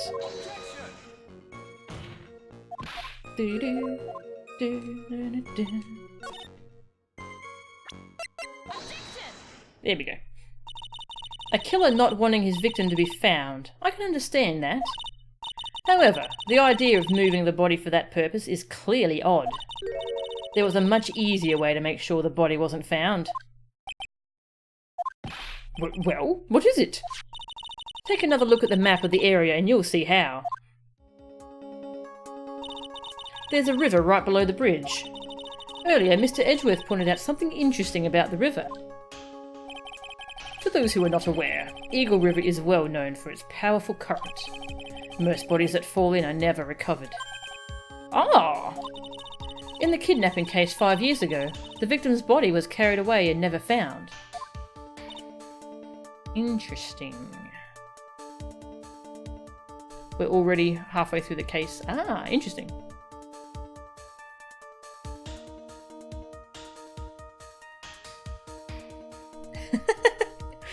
I like those names, Alyosha.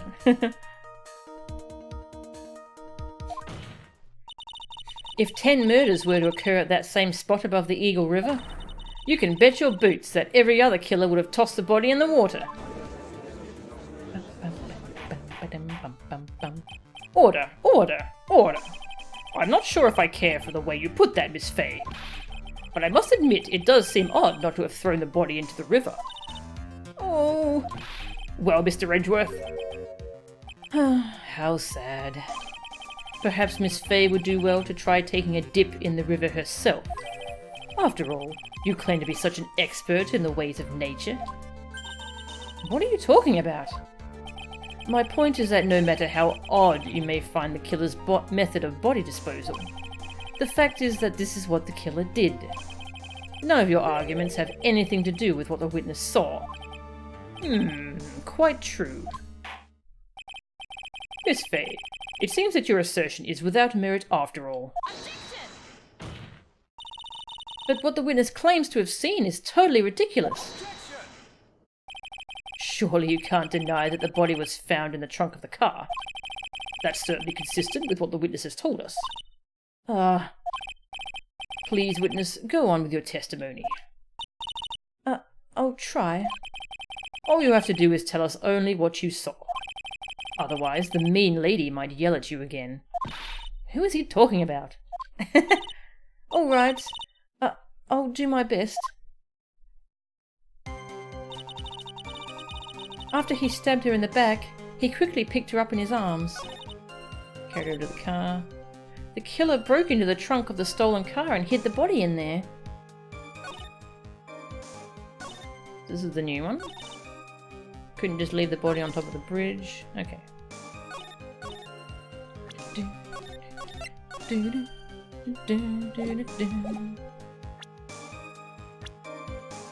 We have her profile now. Melissa Foster, age 19, a college student, witnessed and photographed the incident on Dusky Bridge. Alright. Broke into the trunk of the stolen car and hid the body in there. That is consistent with that. It does look like the lock was broken.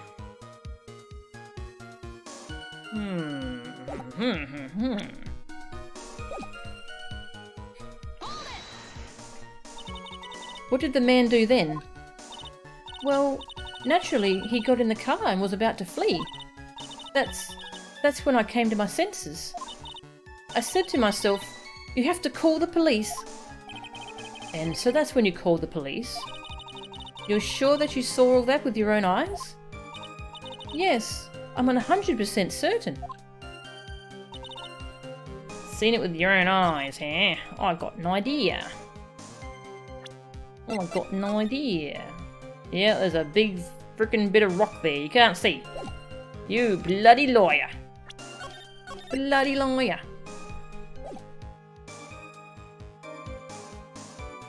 Can I try presenting this next contradiction first? Which contradiction? The pole man is behind this.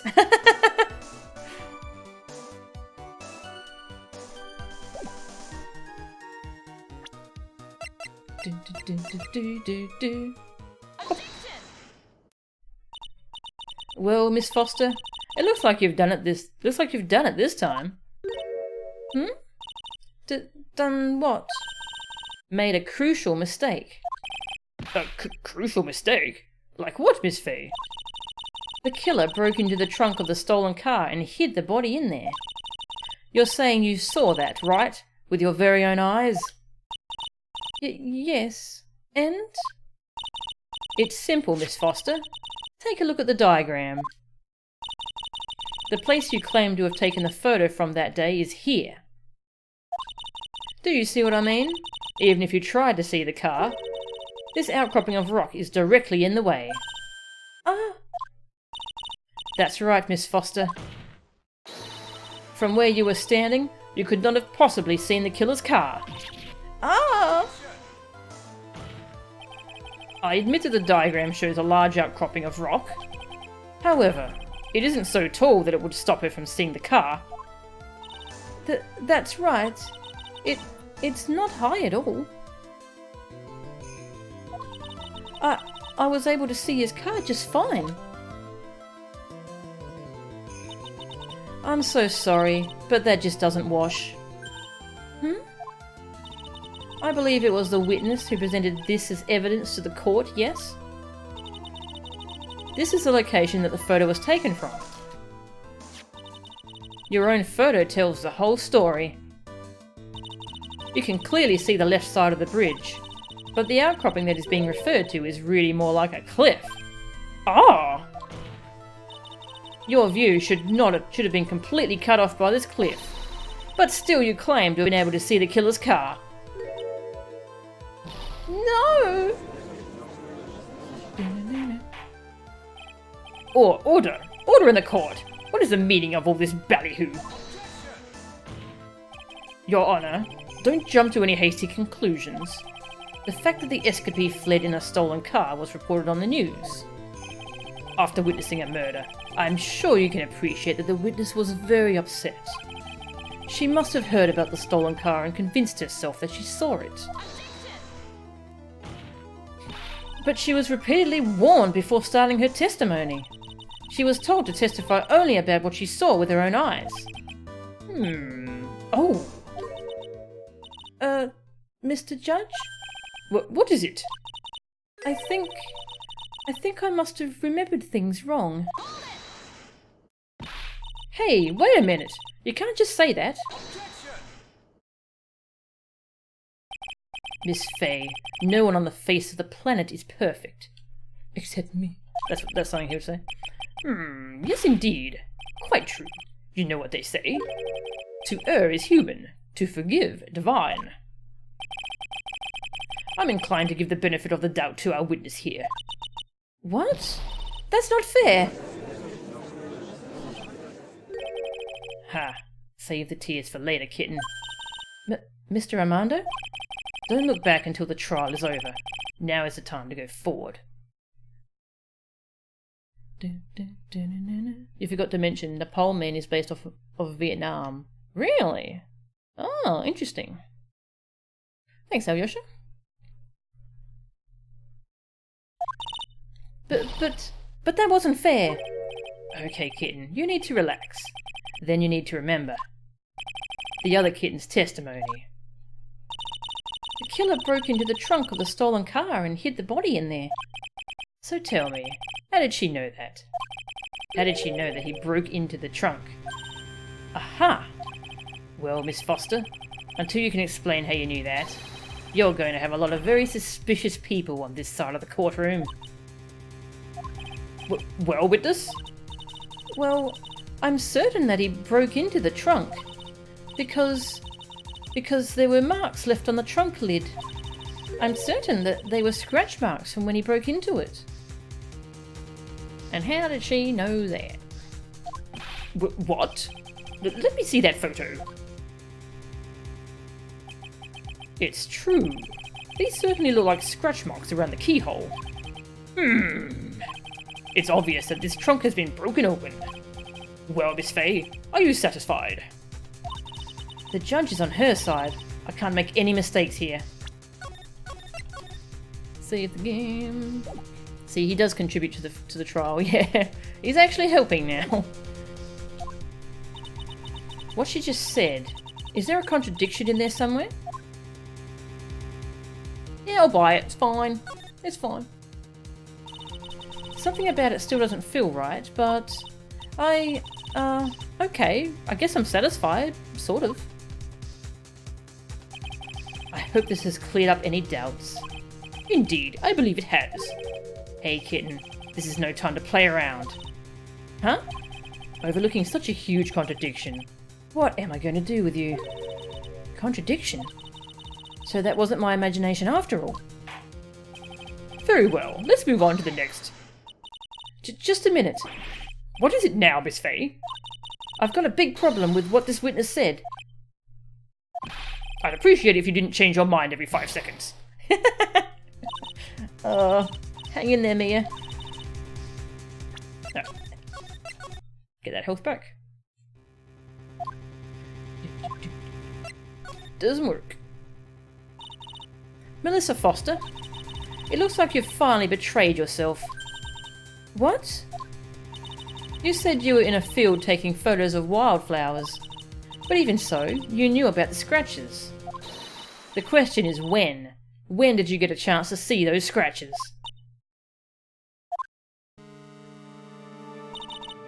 Finally! I finally got her. Ha! I'm getting pretty tired of waiting over here. Then perhaps it would be faster if Miss Fay explained herself. Your Honor, there's only one possible explanation. The reason the witness had seen the scratches was...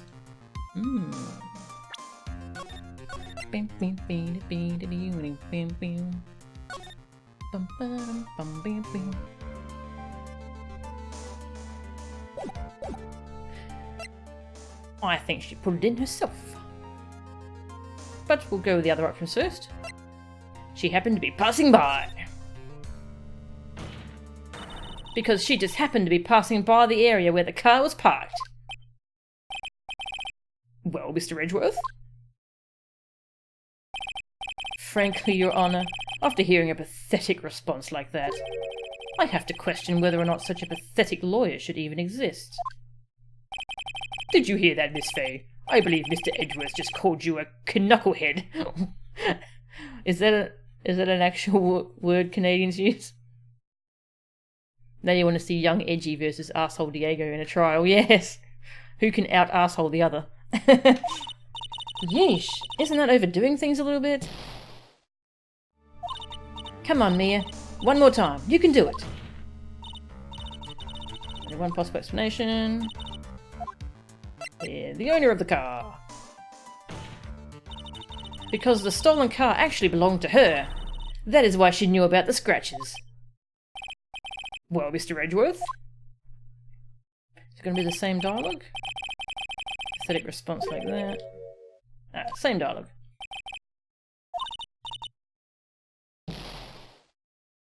Knucklehead is a word, yes. Canucks, yes. You still wince hugely whenever I pick a wrong choice. But extra dialogue! It's a 100% wrong answers run. There's only one way that the witness had the chance to see those scratches. Yes? What is it? Naturally, when she opened the trunk and stuffed the corpse in herself. The person who really hid the body in the trunk of that car was... Melissa Foster. It was you that did it, wasn't it? That's ridiculous. I could never. It was the man in the prison garb. He's the one that... I don't think so, Miss Foster. If Mr. Falls had been the one to put the corpse in the trunk, he would have simply used the car key. There was no need to break it open. But he stole the car. He stole it from a young couple that had been waiting at a red light, which means that the key would have still been in the ignition. Oh, I see. Thank you for telling us about the scratches, Miss Foster. Without that, we never would have uncovered the truth. That it couldn't have been Mr. Falls that put the body in the trunk. No! But preposterous! To even suggest that the witness put the body in there. If that were true, then how do you explain the photo that she took? Now, it has a timer on it. Imagine if the game actually gave you an achievement for seeing all the dialogue in the game. That would be tough. It'd be so easy to miss one little trigger from like not showing someone a profile or whatever. Just gonna drink some water.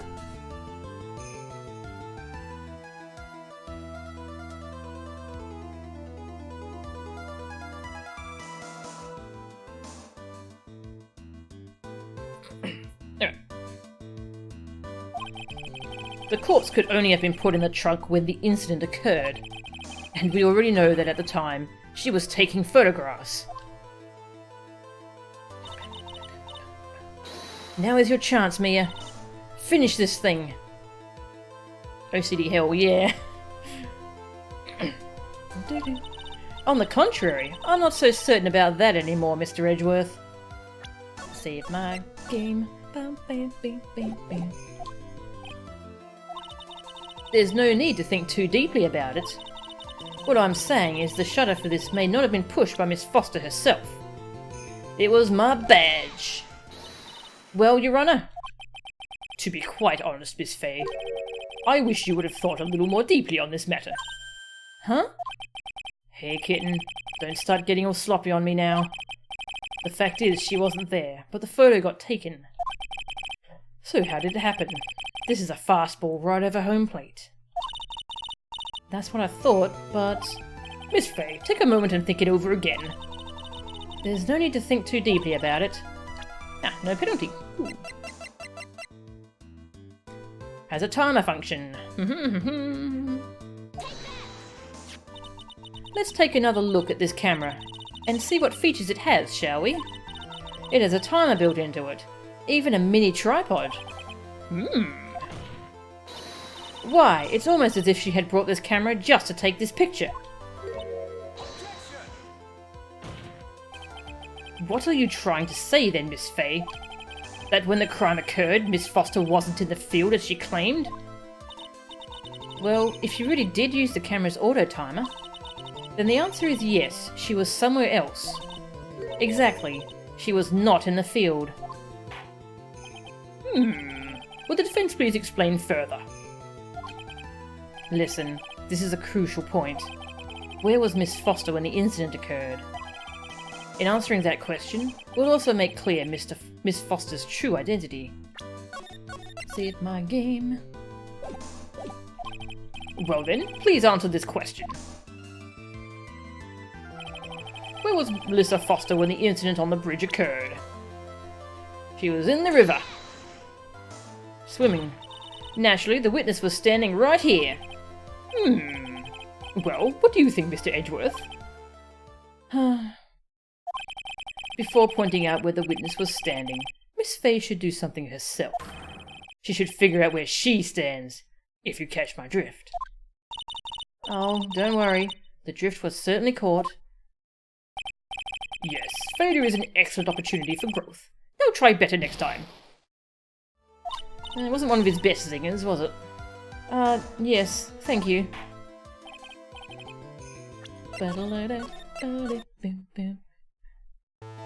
Yeah, you should have special dialogue for pointing the river.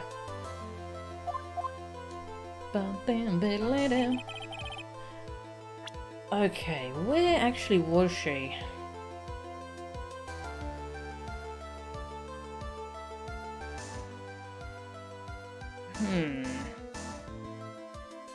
You're saying she was in a killer's spot? So where was he during all this? If she was the one who killed her, where was he? I'll try that. Naturally, the witness was standing right here. Oh, okay. I'm guessing that's not right. Rip. Oh, don't want to save.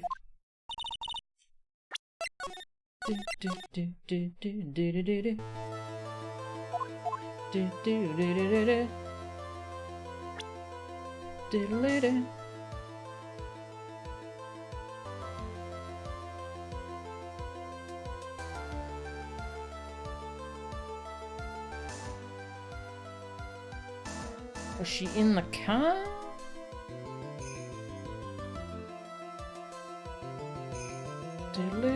She couldn't have been over this side of the bridge because, you know, the bridge is busted. So she's around here somewhere. She'd been the victim.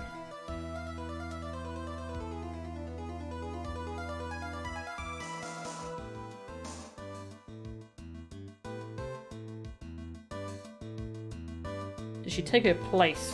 Nah. Was she in the car? I'll try. Naturally, the witness was right here, I think. In the spot where the defendant's car was. Yes, she had to put the body in the trunk before the defendant returned. You don't mind if I ask one teeny weeny question, do you, Miss Faye? Uh-oh. He's got that condescending tone in his voice. When doesn't he? If she put the body in the trunk at that time, as you suggest, that must mean that Valerie Hawthorne was already dead at that point, correct? Indeed. Please take a look at the top of Dusky Bridge. It certainly looks to me like the victim is still alive. Am I mistaken? If Valerie Hawthorne was already dead, then who is this? The mountain is famous for spirits, so maybe you think it was the ghost of the victim. Well, it could have been a spirit, right? I mean, she knows spirits exist, but yeah.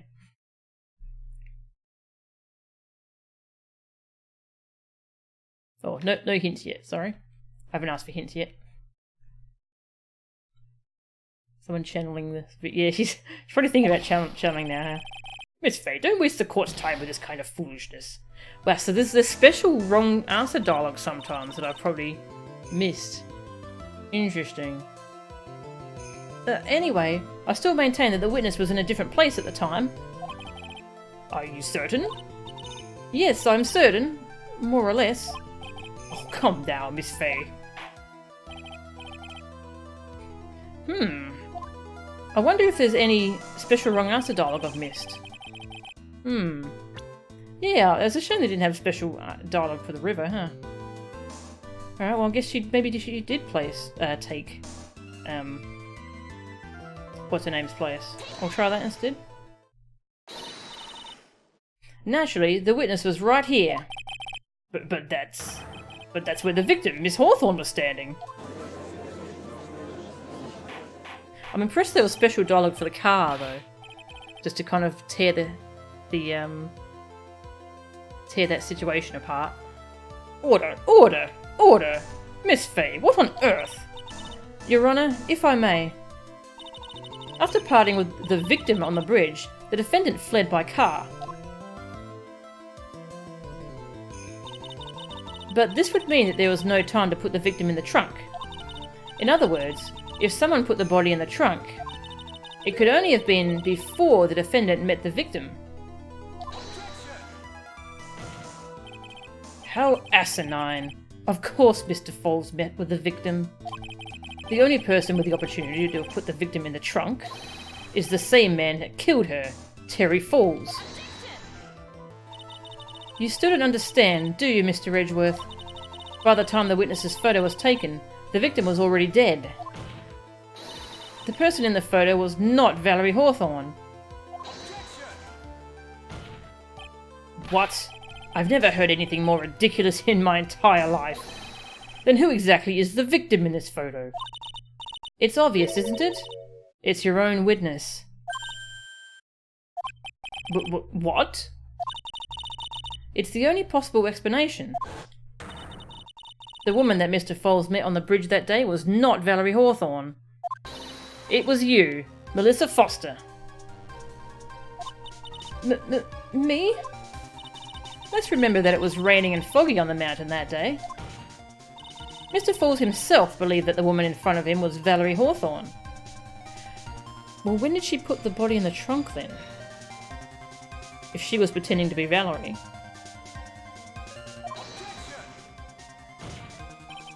But the defendant knew Valerie Hawthorne very well. No, he didn't. After all, she was the woman whose testimony helped get him convicted.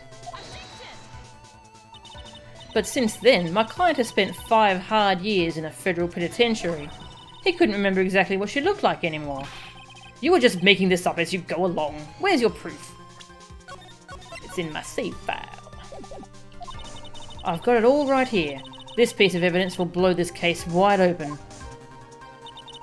At the time of the incident, Mr. Foles had forgotten what Valerie Hawthorne looked like. My badge. Wait a minute, kitten. Mr. Armando? First of all, relax.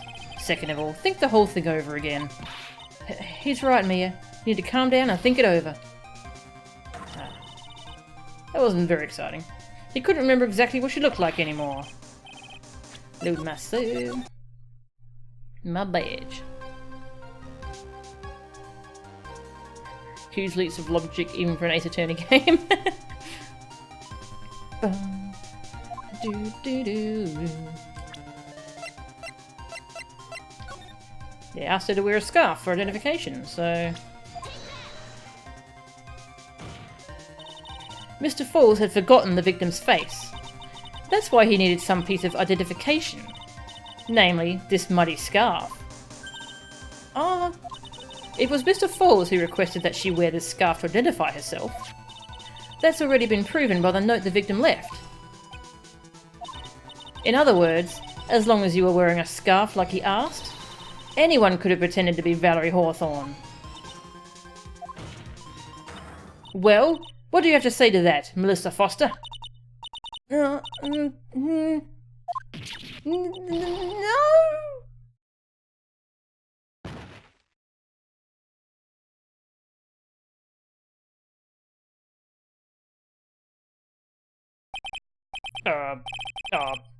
Where's Miss Foster? She's collecting herself in the lobby. It's obvious that Melissa Foster did it. She hid the body in the trunk and disguised herself as the victim. She set up the camera to snap a fake photo of them together. The only question is, why did she do it? So I'm not sure when she put the body in the trunk.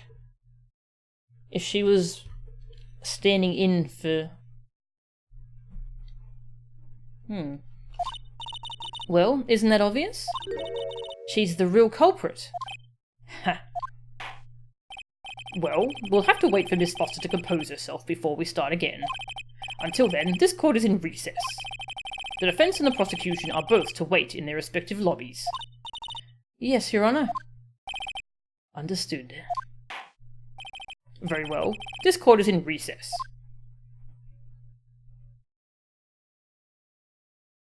To be continued. Oh, okay. I thought we were near the end.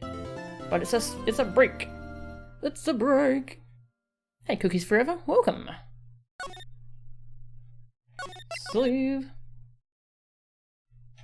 Alright, I suppose I should take a break and get some more water.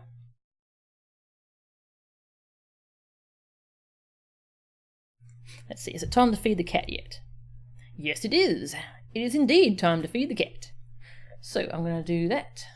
Feed that cat. Give her a pat. And give you all some music while I take a break. Let's see. Let's go with Lordly Taylor. That's a good tune. I'm playing your favourite case? Nice. Yeah, this is a good case. I'm enjoying it.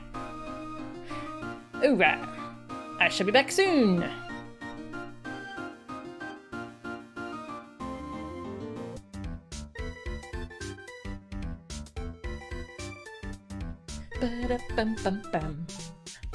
Oh god, wait, it's Larry's music. Ah, it's gone now.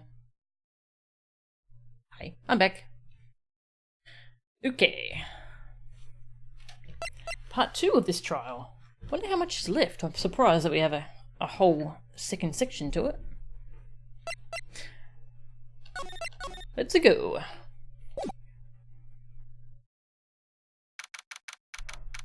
Thanks, Alyosha. 1:14 PM. Defendant lobby number 4.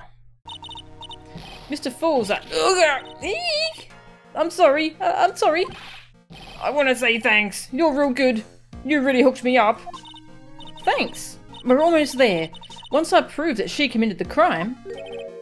Yeah, but there's one more big obstacle we've got to get past. Obstacle? Yeah, motive. Why would Melissa Foster kill that policewoman anyway? Motive, huh? Anyway, we're still badly in need of information. Information, right. What we need the most is info about this Melissa Foster herself. All we know is that she's a student studying literature. And one more thing. What is it? Well, the incident that happened 5 years ago, of course. The kidnapping murder case that Zebra Boy is on death row for. I didn't do nothing. I didn't kill nobody. I never lie. Mr. Falls, in that case, tell us more about it. About what happened 5 years ago. Okay, I trust you. That day, 5 years ago, I dream of it. Every day. This picture, it reminds me everything. Bridge looks same, just like then, 5 years ago. Like it could fall apart any minute. Why haven't they fixed this bridge, especially if it's being used by lots of hikers? So, it's been broken like that for at least 5 years. Ha! Sorry, buddy, but you sound like the one that could fall apart any minute. It's true, I did. I did kidnap her. 5 years ago, I kidnapped my girlfriend, Dahlia Hawthorne. Have I ever played Power Stone 1 and 2? Mega Man 5 references the game. No, Power Stone. What was Power Stone? Was it one of the side-scrolling beat-em-up games? I might have seen the speedrun of one of them. Yeah, I've got the heater on, so I'm just going to reset my my noise filter.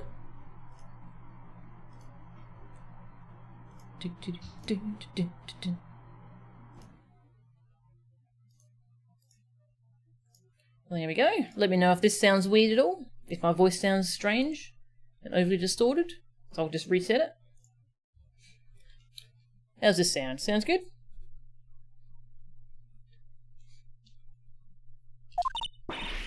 Your girlfriend? Huh?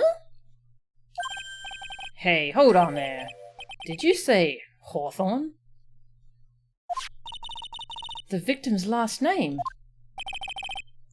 Dahlia Hawthorne, Valerie's little sister. What? Are you serious? The girl, let her go.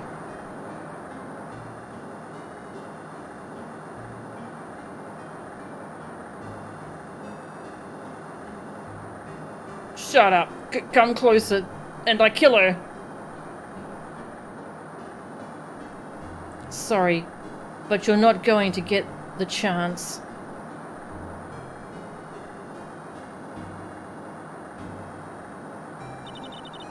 The detective back then was Valerie Hawthorne. At first I thought shooting someone for a kidnapping was crossing the line, but if it was to protect her little sister, I can understand why she did it. Cool, thanks Alyosha.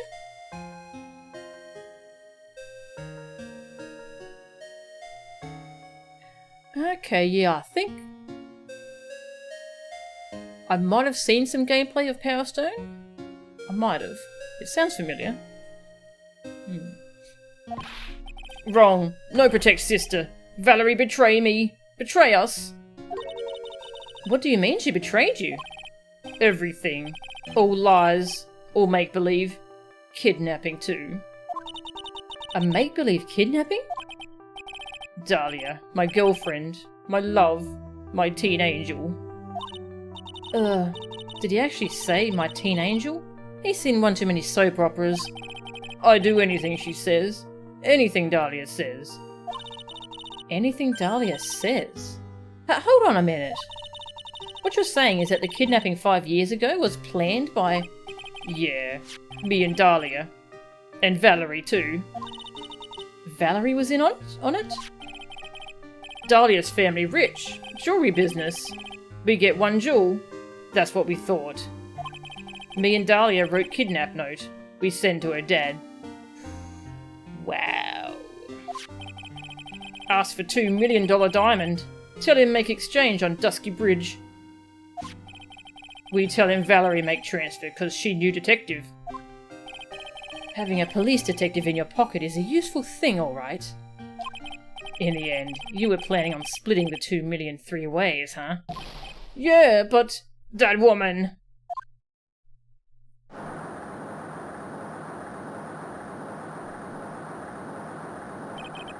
That woman, Valerie, she do it for real.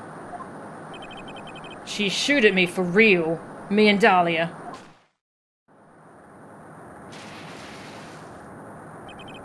I was shot in arm. Dahlia, she jump in river.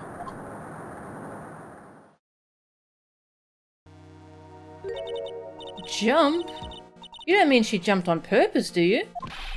I couldn't do it. I could never push her. Anyway, I blacked out. Wake up with police all over. And that's when they decided to give you the death sentence. I couldn't believe it. That woman, she betrayed me.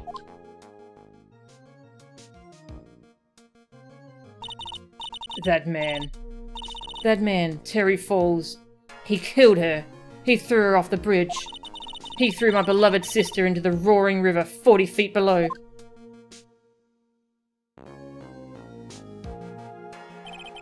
These 5 years, all I wonder is, why?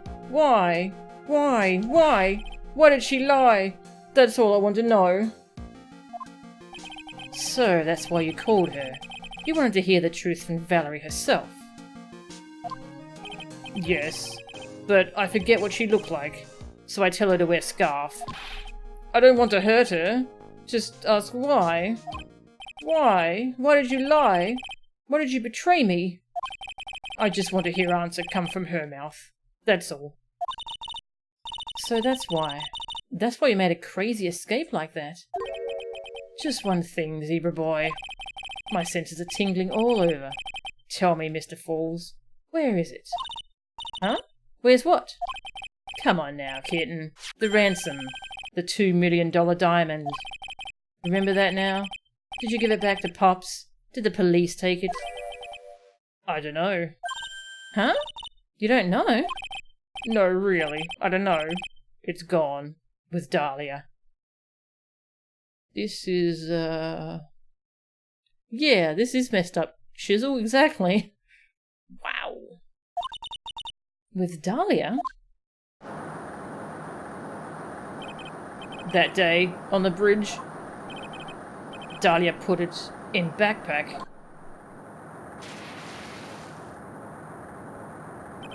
Now gone with Dahlia. Gone. Forever. Into Eagle River.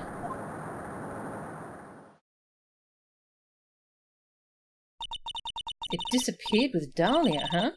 Wait a minute. You can come back in now. We're about ready to go. Mr. Falls, just one more question. When you said with Dahlia, do you mean the diamond is still missing? Along with the body of Dahlia Hawthorne? Never found her. My sweet Dahlia. They never found her. Swallowed by river. Gone. Dahlia. My teen angel. Your teen angel? How old was she anyway? Just 14.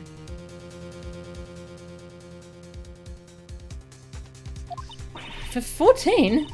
I guess you were robbing cradles before diamonds. She plans a fake kidnapping and disappears into the river with a rock worth 2 million.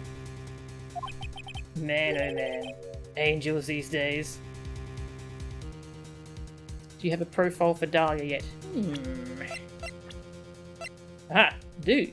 Dahlia Hawthorne, deceased. Valerie's younger sis. Victim of the kidnap/murder.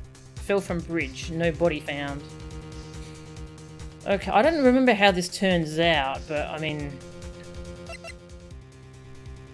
So I'm guessing she faked her death to get away with the diamond? But why is she... So that's why she's using a different name, but she's using her original name in the first case of this game. And also, how the hell did she make sure she survived that fall? Interesting.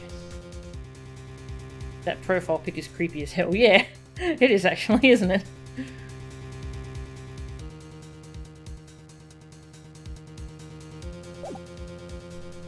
Man, oh man. Angels these days.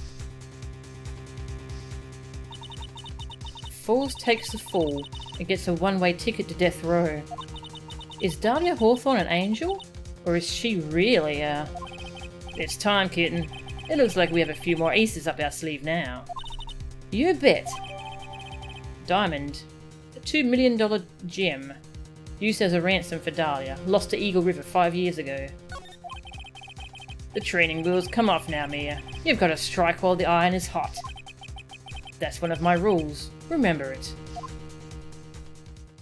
Do we strike while the iron's hot, or while the coffee is hot? Ha! 1:49 PM. Courtroom number 4.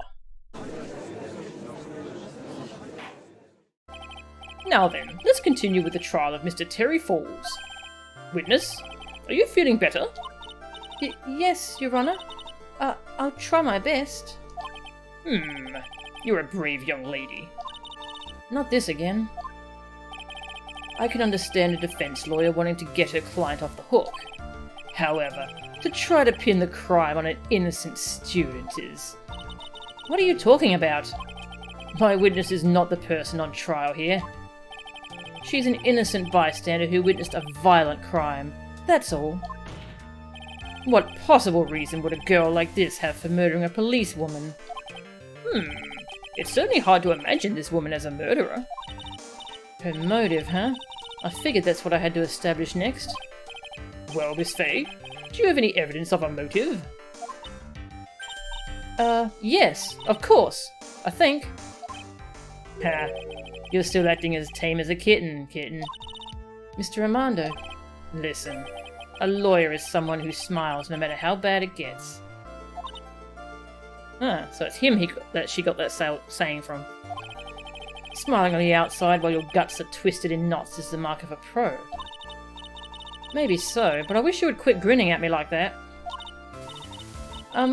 Excuse me, may I speak, Mr. Judge? Of course. Mr. Judge is ready anytime you like. I'd like to say something. Some people here are suspicious of me, right? That's why I at least wanted you, Mr. Judge, to know that it's not true. I see. You're such an honest and upstanding young lady. It looks like this witness is a real professional. What do you mean? Look at that 100-watt smile. Just when things are darkest for her.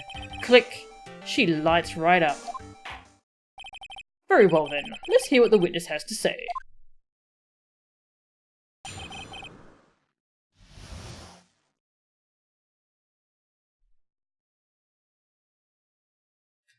Dahlia Hawthorne is one of the reasons this game is so memorable. Yeah, I agree. Melissa Foster's history. Actually, before we do this, I'm going to drink some water.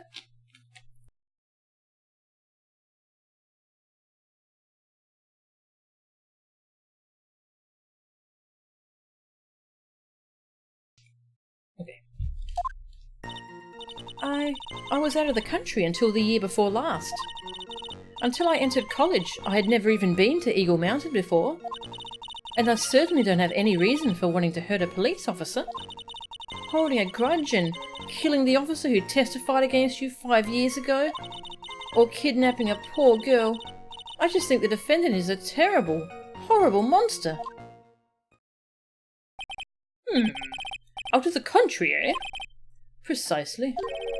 Furthermore, she has no possible motive for committing murder. Indeed. You're up to bat, kitten. Sharpen those claws and put on your best smile. You bet. Somehow, I have to tie her to this case.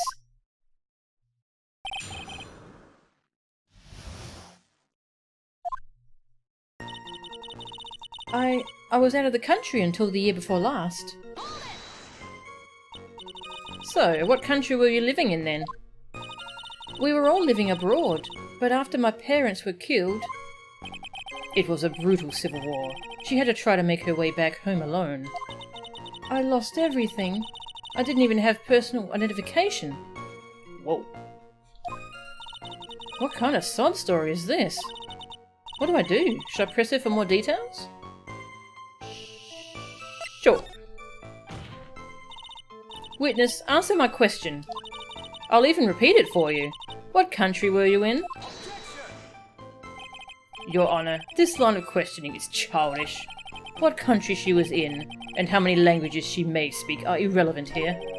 What we're here to evaluate is whether this witness has any connection to this case. I've lived abroad ever since I was a little girl.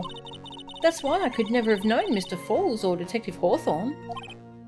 Yes, I think we've established that point. Yes, indeed. Well then, shall we add what you've just stated to the official testimony? Yes, please, Mr. Judge. Naturally, I didn't know either the victim or the defendant. You didn't know either person? Are you certain of that? Yes. I'm afraid I'm rather shy around people. Oh well, that can't be helped. Why is he just agreeing with everything that comes out of her mouth? The first time you saw either of them was when they were on the bridge, correct? Yes, it really was a coincidence. Until I entered college, I'd never even been to Eagle Mountain before. So what made you decide to go to Eagle Mountain anyway? I just love being outdoors. Picnics, hiking, you know, that sort of thing. You don't look like much of a hiker to me, but you do look like a digger of sorts. But Eagle Mountain is a 2-hour drive from here, and no trains run through there. There are plenty of mountains that are closer and easier to get to. Well, I went there once with the college hiking club. I fell in love with its stark, desolate beauty and its cold, yet romantic gloominess. Didn't know you were such a goth. By the way, what's the name of your college? You were going to jump in? The prosecution objects to any questions that involve the witness's private life. All that matters is that she is a material witness to a crime. The witness doesn't need to respond to questions that are clearly malicious in intent. Thank you. She's really gone too far. Miss Faye, you're treading on thin ice here. I hardly said anything. Talk about sensitive.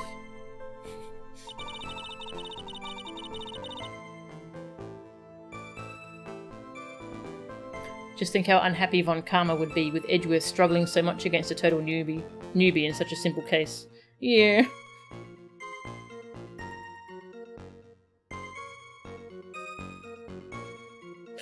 Yeah, how come Terry hasn't said anything about her? It's interesting.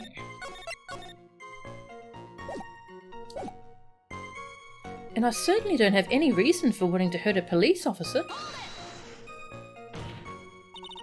Perhaps, but your behaviour that day was very suspicious. Not only have you contradicted yourself here in court, but you know things you shouldn't. For example, the scratches on the trunk of the car. Well, that's... Unfortunately, Miss Faye, your last statement proves nothing. Oh really? And why is that? The witness came to the police station once to identify the suspect.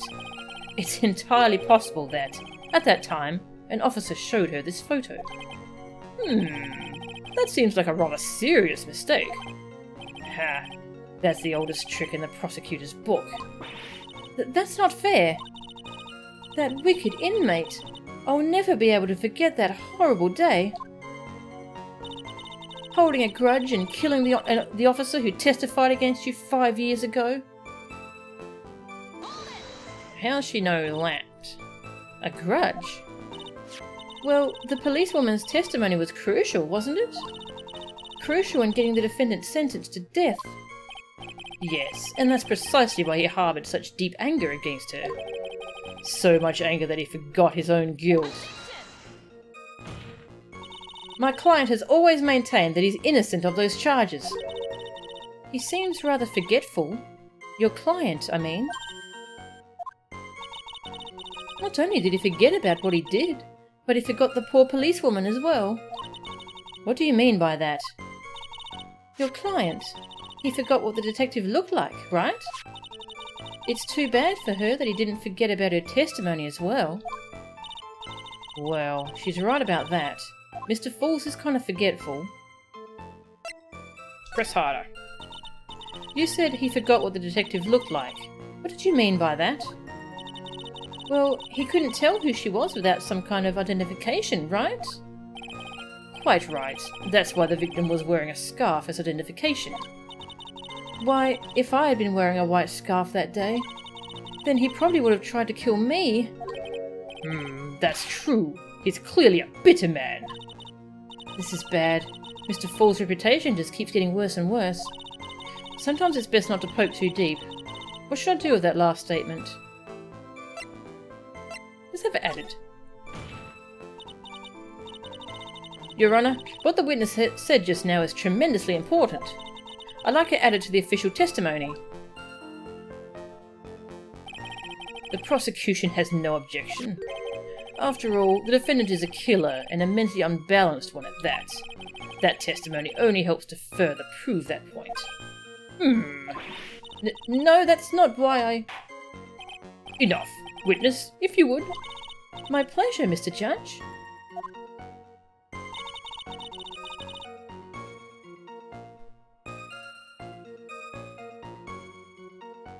Yeah, I didn't recover any health. Yeah, you're meant to get health back through, Cyclops. But there's no investigation segment here, so I don't get any health back. I guess I'm lucky I wasn't wearing a white scarf. Save my game. What do you mean by lucky? Well, it's February now. Everyone is wearing scarves. If I'd accidentally worn a white scarf like he said, then you yourself might have been killed. That would have been a terrible loss for this world. Ha. It looks like you pressed too hard this time, kid. Mr. Armando, keep looking around and you're gonna lose sight of the finish line. Justice is blind, but she's not deaf. Sometimes you have to know when not to talk. Or kidnapping a poor girl. I just think the defendant is a terrible, horrible monster. I can't let her get away with these lies. Listen to me. She's neck deep in this whole thing. Somehow, you're just gonna have to get her to show the court her true self.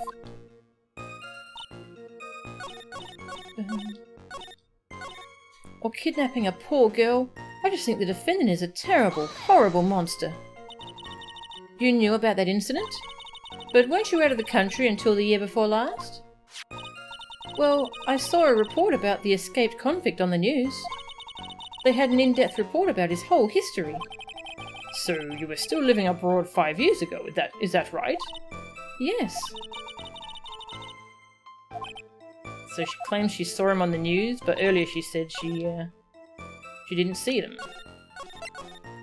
What if I re-press on this? Does that change anything? Didn't know other person.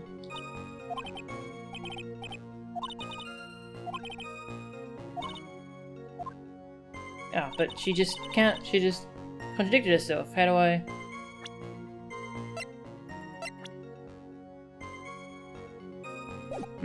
Not sure if I can catch her on that point.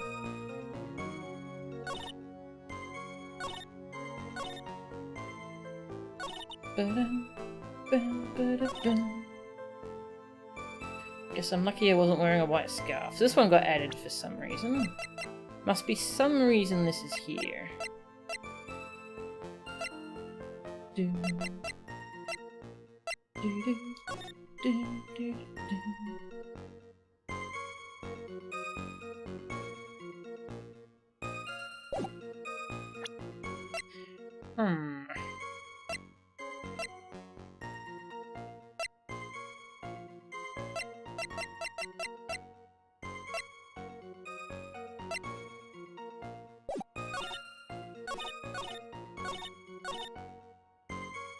Never even been to Eagle Mountain before.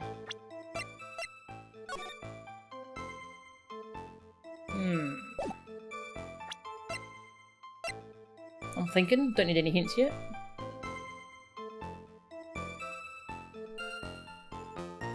Can we accuse her of slander? Yeah, they brought up the colour. Edgeware said it was close enough to be white.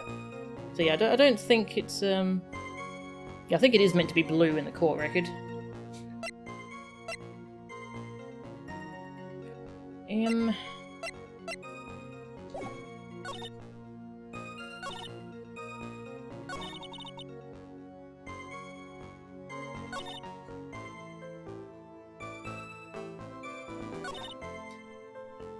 Ah, okay.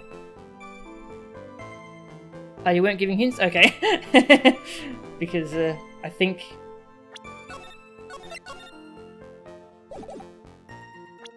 How did she know it was meant to be white? Okay, so it was just an accident? Okay. Witness, I want you to look at this photo you took. I wonder what that other statement was about, though. I assume this is going to change something in her testimony, maybe? Let's see. It's hard to see in the photo, but look at the scarf the victim wore as identification. Ah, you are talking about this scarf right here, eh? Yes, that's it. The scarf the policewoman was wearing. I've got her now, just don't mess up. But that's strange. In your testimony, you stated the following. I guess I'm lucky I wasn't wearing a white scarf. White? This is the scarf you identified as belonging to the victim. But it certainly doesn't look white to me. You're genuinely confused because you feel like you're forgetting things about the case? Ah, okay. Ah. Oh. Well, it was foggy that day, and it was raining as well. It's not surprising that she mistook it for white. Sorry, but not this time. The witness just confirmed that this was the victim's scarf. Yes, but what's the significance? It's true that the scarf doesn't look white, but there's only one explanation for this mix-up. The reason why the witness thought the scarf was white is... Oh, okay. The note. But it could also maybe be my badge. Here's a definitive piece of evidence that proves it. That's your definitive piece of evidence? Yes, if my thinking is correct. Well then, we have one mystery solved. The answer is simple. Miss Faye's thinking is wrong. That's all there is to it. Okay, he hasn't figured out how to do stick burns yet, I guess. He's still working on that. Huh? Please, kitten. You've got to do something. You're killing me over here. Miss Faye, I've got a definitive penalty to reward you for your definitive piece of evidence. Well, that wasn't what I was expecting. Well, do you have evidence or not?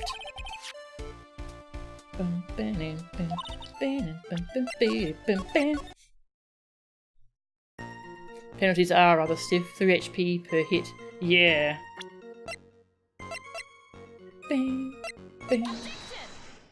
Can't stop my badge. The badge train can't stop.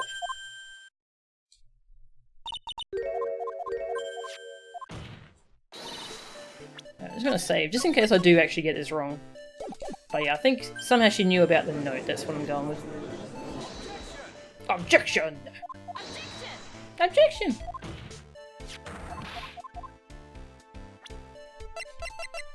Oh.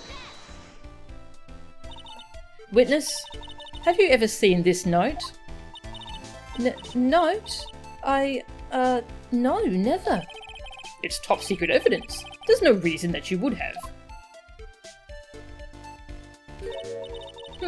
I wonder about that.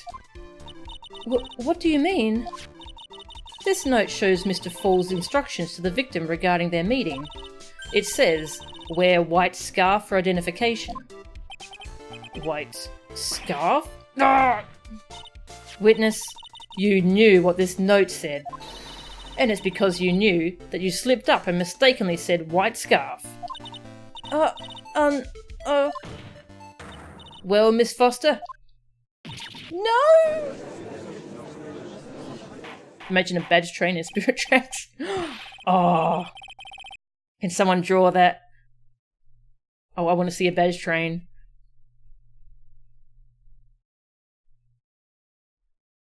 Order, order, order! Mr. Edgeworth, I'm waiting for an explanation. I'm quite sure this note wasn't leaked to the public. And yet, this witness knew exactly what the note said. At the time of the murder, the number of people that knew were quite limited. Terry Falls is one. The person who wrote the note, Valerie Hawthorne, is another. And finally, One more person. Did you say one more person? That's right. A person that no one would have suspected. I'm gonna have to point them out, aren't I? Have you figured it out, kitten? Yep. The third person that knew the contents of the note was my badge. The badge knows all. Hang on there, kitten. What is it, Mr. Armando? Here, I made some special cafe con leche for you. I have no idea how to pronounce it, sorry. I put in plenty of sugar. Drink it up before it gets cold. Don't be shy. Why are you doing this? Your brain needs stimulation. Drink some of this and then think it over again. Listen, keep messing up like that and you're going to get the judge mad. Miss Faye, don't just stand there casually drinking coffee. Oops, I think it's too late. But Your Honor, there is one more person.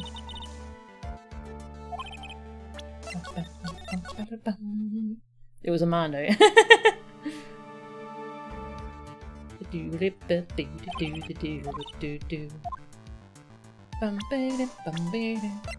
Dahlia. And that person is Dahlia Hawthorne. Dahlia Hawthorne? I've never heard that name before. Look at the victim's note. This is what it says. Talk to Dahlia. Tell her this time. There is her name, right there. What's this? So who is this person? This Dahlia Hawthorne? Miss Faye must be desperate if she's trying to bring the dead back to life. If only you knew, edgy boy. The dead? I love he's scared at the first mention of the dead. The judge. Dahlia Hawthorne was the victim's deceased younger sister. She was killed in a crime 5 years ago. Killed in a crime? You don't mean... Yes, she was kidnapped and killed by Terry Falls.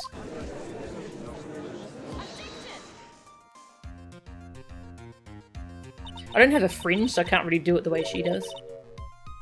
But, fringes suck. I don't like fringes. Because you have to go to the hairdresser all the time because it keeps growing into your eyes. It covers your, yeah. And you can't see because your fringe is in your eyes.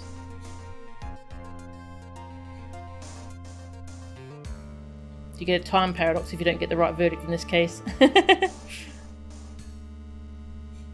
You said she was killed, but was she really? What are you implying?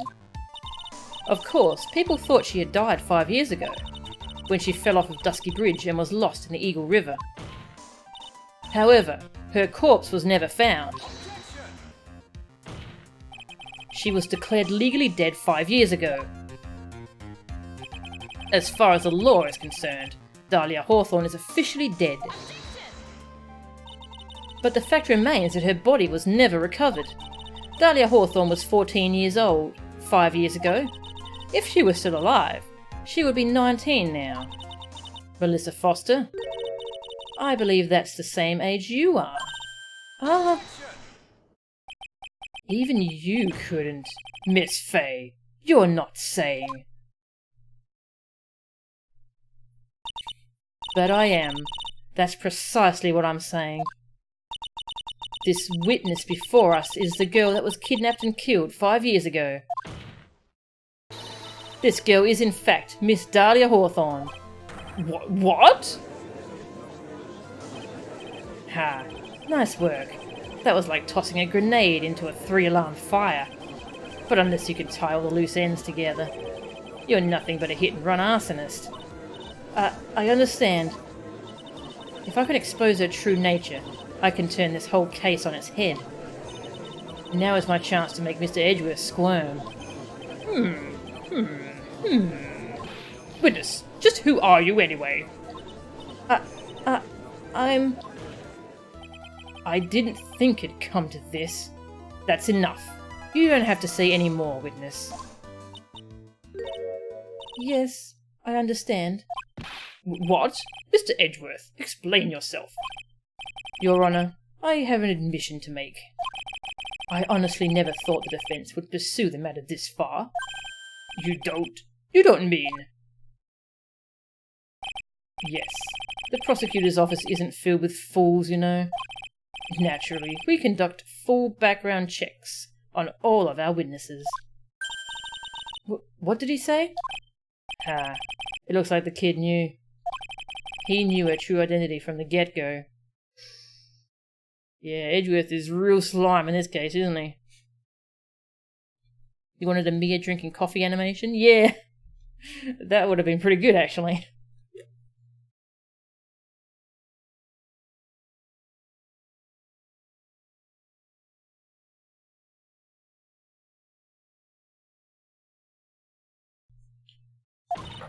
No way! But then why? If you hadn't revealed her secret, he wasn't going to say anything about it. All he wanted was her testimony, so he made a little trade. Let me introduce you to the victim's younger sister, Miss Dahlia Hawthorne. But I thought she died 5 years ago. We thought so as well, but, well, as you can see. Why? Why did she hide her identity for 5 years? That has nothing to do with the current case. Yeah, right, Edgy. She was merely an accidental witness to a crime. Accidental? I don't believe that for a minute. For the last 5 years, she's been playing the role of the victim. And now we find her acting suspiciously at the scene of another murder. Really, Miss Fay, I must say, your strategy here is painfully obvious.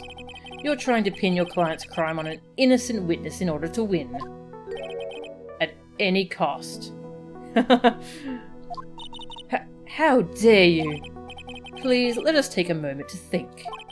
5 years ago, this girl was kidnapped and nearly killed.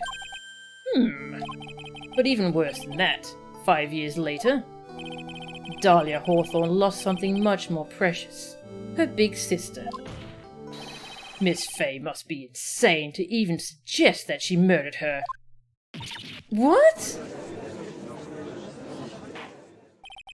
I'm inclined to agree with the prosecutor's logic. Miss Fay, do you have any evidence to back up your assertion? What possible reason would this have for killing her beloved sister? Well, you see, I thought I was winning, but somehow he's turned it around on me. Ha. I think you need a little push in the right direction, kitten. The defense is prepared to present evidence supporting our claim.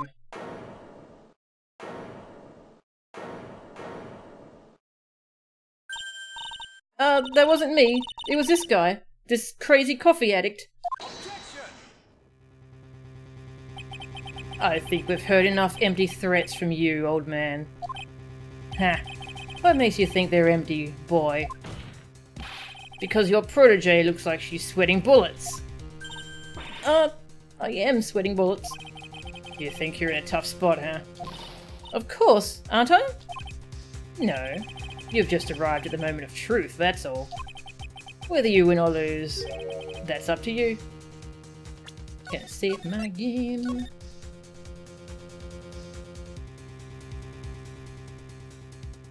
Pinning the crime on a witness. Now we know where Nick learned his tactics from. Yep. The Edgy versus Armando showdown you wanted. Up to me? Oh, the rashness of youth. How charming. This coming from someone younger than me. Now then, let's not waste any more time. Miss Fay, what motive would this witness have for murdering her own sister, Valerie Hawthorne? She wanted my badge. What is this? Is this the defense's idea of a joke? Yes. If so, I certainly don't get the punchline. Well, Miss Fay? Oh, that was the rashness of youth. The rashness of youth? And what is your point in furthering such a stereotype? That witness stayed hidden for 5 years, kitten. There must be a good reason for that. And somehow it must involve Valerie Hawthorne. Okay, one more time, Mia. You gotta read the court record more carefully this time.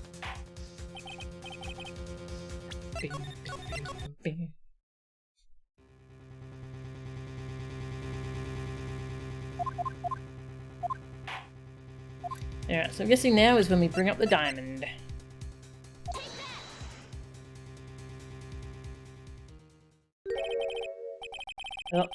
Not the diamond? Okay, not the diamond! Not the diamond. There's another diamond.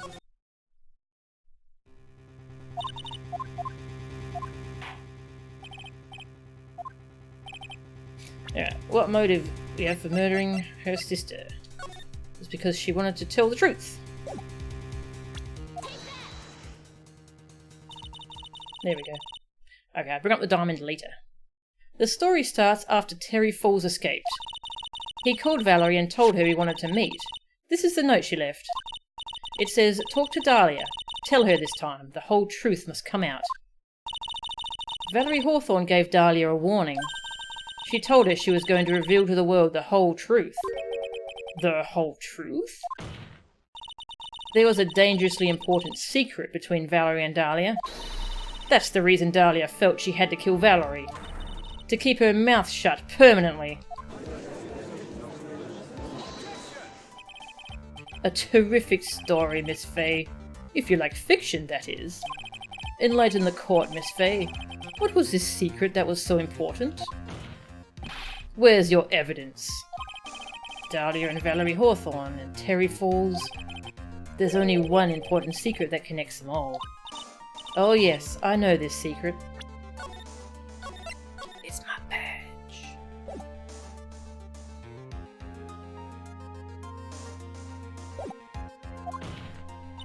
Your Honor, the defense would like to request further testimony. Oh, okay. What testimony? Regarding the kidnapping 5 years ago. We believe it will explain a lot of things, such as the nature of the important secret between the Hawthorne sisters. Very well. I'll grant you your request for further testimony. I know it'll be painful for you, but can you enlighten us once more, my little maple leaf?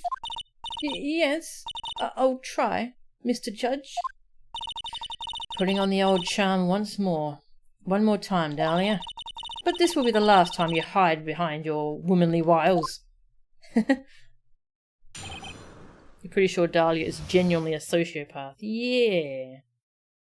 Yeah. At age 14, she planned a fake kidnapping. Yeah.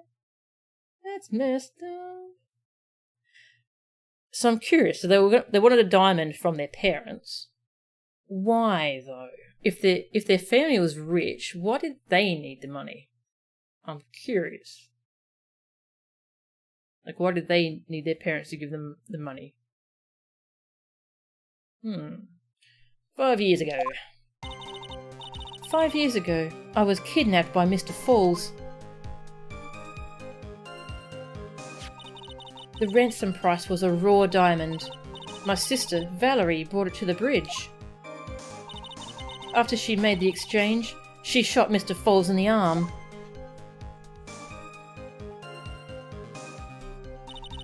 That's when Mr. Falls tried to kill me by shoving me off the bridge from behind. I survived, but I was afraid I might be kidnapped again for my family's money. So I decided to change my identity and start a new life.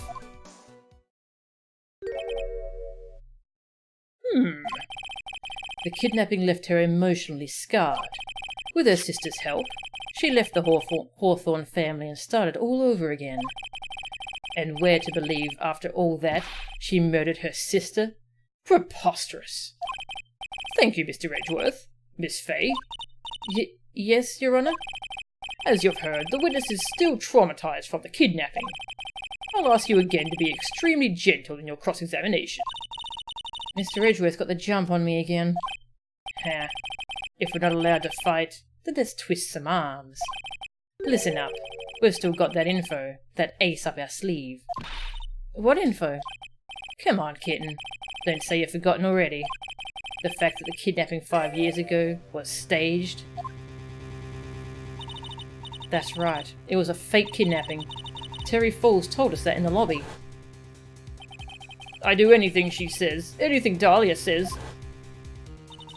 What you're saying is that the kidnapping 5 years ago was planned by... Yeah, me and Dahlia. And Valerie, too. Yes, that's it. The fake kidnapping is your best shot, Mia. That's her secret.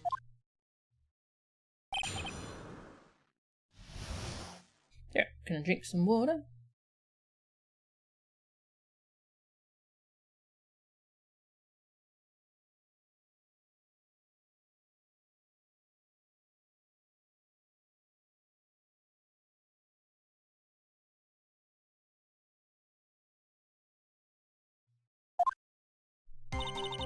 "5 years ago, I was kidnapped by Mr. Falls."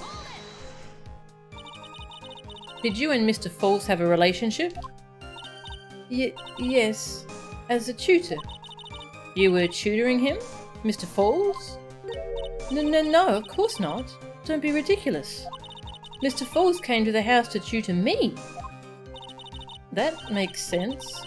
5 years ago she was only 14. He probably came up with a kidnapping plan during that time. The Hawthorns are in the jewellery trade and are quite wealthy, you see." Quite the clever fellow, that Mr. Falls." Did I hear him right? Did he just call Mr. Falls a clever fellow? "The ransom price was a raw diamond. My sister, Valerie, brought it to the bridge." "I heard the diamond is valued in the neighbourhood of $2 million. $2 million? It was still uncut, so it was about the size of a pint of milk." A $2 million pint of milk. I don't know what to think about that." The defendant demanded that her sister, Valerie, make the exchange. Not as a detective, of course, but as an individual. "By the way, I want to ask you, Mr. Edgeworth, why do you think he wanted to make the exchange up there on the mountain? If he ever got surrounded, it would be hard to escape." "There's one thing a kidnapper wants to prevent, and that's police involvement. In a place like that, it would be easy to tell if he was being followed. With only one entrance to the mountain, he was ensuring his safety." "What a wickedly clever man that Mr. Falls is." "Yeah, right. It was all your plan." "Anyway, Valerie brought the diamond to the mountain and after she made the exchange, she shot Mr. Falls in the arm." "That was a dangerous thing to do, considering you were being held hostage." "Yes, but actually, that saved my life." "What do you mean?" "You see, Mr. Falls was holding a knife in his right hand. Somehow, I just knew he was going to use it. I knew he was going to use that knife to kill me. That's why my sister shot him. It was to save me. That's when Mr. Falls tried to kill me by shoving me off the bridge from behind." "Why?" "I'd like to hear more about what happened right at that moment." "Well, when Mr. Falls was shot in the right arm, he let go of me. I was dazed. I tried to turn and run away, but Mr. Falls turned to grab me as well. As I ran past, he and I locked eyes for a second, and he gave me a large, bloodthirsty grin." "But bloodthirsty grin? Ooh!" "And in the next instant..."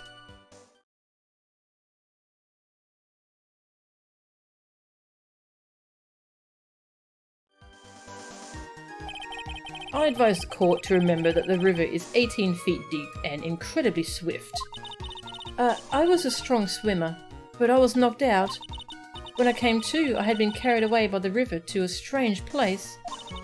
I'll never forget that day. The crumbling bridge, nowhere to run. Then just one little shove from behind. That was it. Before my sister could catch me, I fell into the river. I survived, but I was afraid I might be kidnapped again for my family's money." "And that's why you hid your identity?" "Yes. I only told my sister." "Valerie Hawthorne, eh?" "Yes. She's the only one who knew about me."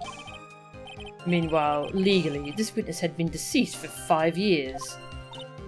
I didn't ever want something like that to happen to me again. So I decided to change my identity and start a new life. And that new identity was Melissa Foster, right? Yes, my sister helped me get the official paperwork taken care of. That makes sense. Without an insider's help, Doing all the paperwork would have been impossible. She was the only person left in the world I could count on. And you think I killed her? There's no way I could. It's the moment of truth for this witness too. Once the truth about this staged kidnapping comes out, everyone in the court will know how much of a Jezebel she really is. What's Jezebel? Jezebel? I've just got to prove that kidnapping was a hoax. Alright. And I'm not sure how to do that. Let me think. So this part is...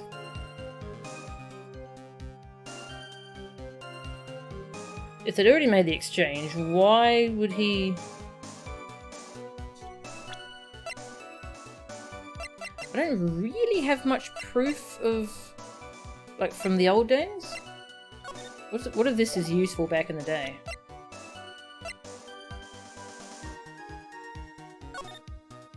Bridge unchanged for 5 years. Bam, bam, bam. Not useful. This one's still useful. Bam, bam, bam.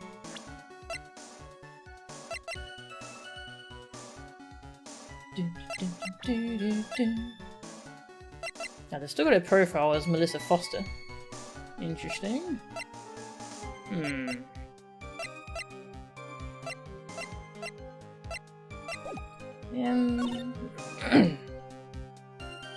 By shoving you off the bridge from behind. Why would you have been trying to run... I mean, is it the same thing as before? Like, why would you try to run that way?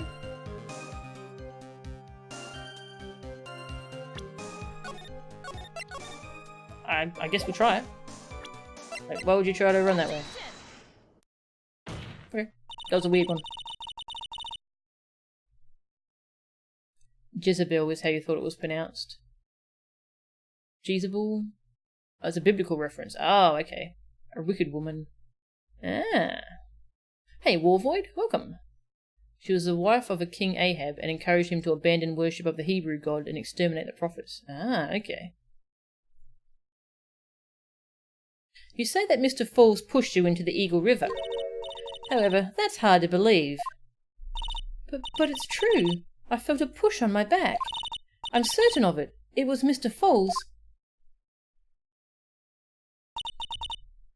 I'm sorry. I guess I wasn't clear enough. I shouldn't have said, that's hard to believe. I should have said, that's impossible. Wait. Okay, the broken part of the bridge is not over the river. Oh, okay. I didn't even think about that. That was not what I was going for. Accidental progress. Yeah. Impossible?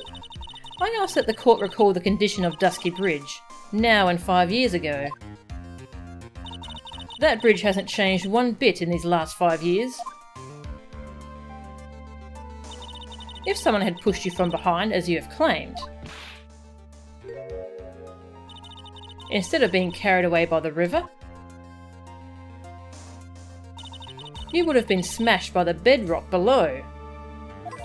A most certain death. Do you understand now, Dahlia Hawthorne? The very notion that my client pushed you from behind is impossible. No!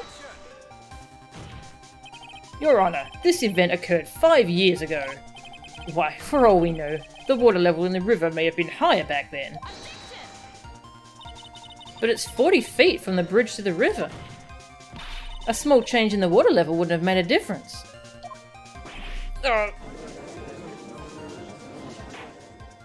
You're right.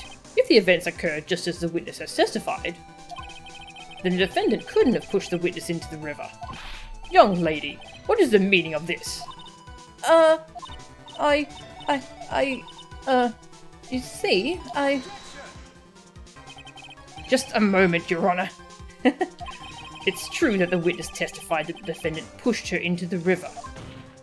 However, she never stated that she fell from the back end of the bridge. What do you mean? After being shot in the arm, it's plausible that Mr. Falls panicked. Therefore, he could have unwittingly pushed her off the side of the bridge. If that's true, she would have fallen into the river. Well, Miss Hawthorne, is Mr. Edgeworth's explanation correct? Now that you mention it, I do remember now. When I fell off the bridge, my skirt got caught on one of the bridge's side wires. You can't be serious! Order! Order in the court! It seems Miss Faye's assault has finally reached its conclusion. Not now, Mia. This is no time to retreat. Unfortunately for you, this is just the start of Miss Faye's assault. What? I believe your reasoning went something like this, Mr. Edgeworth. After being shot in the arm, it's plausible that Mr. Falls panicked. Therefore, he could have unwittingly pushed her off the side of the bridge. However, once again, I'm forced to say that's impossible. Ridiculous! What's so impossible about it? Because your flawed logic contradicts the court record. Right-ro. Contradicts my badge. This evidence shows the fatal error you've made. It's a fatal error, alright. Unfortunately, the error is yours, not mine. Uh-oh, here it comes. Miss Faye, at this point in the trial, I can't just let that pass. Ah. Ouchie. Come on, Mia. Take your time and think it over again. I was expecting some funny dialogue in that. Yeah, well.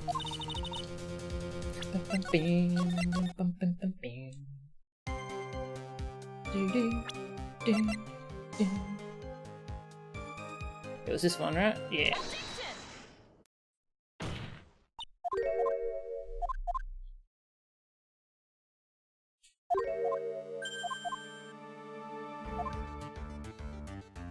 It actually flicked my hair. My hair's all the way back here, though. Ah, well.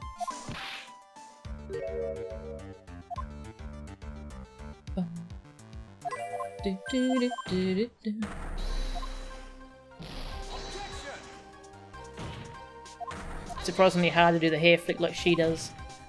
Mia must wear product. Ah, probably, yeah.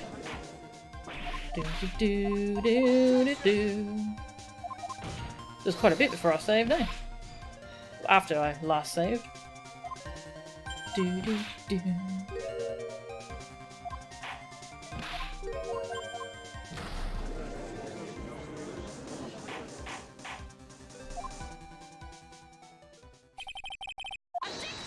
So many objections in this section. It's pretty good. Alright, save here.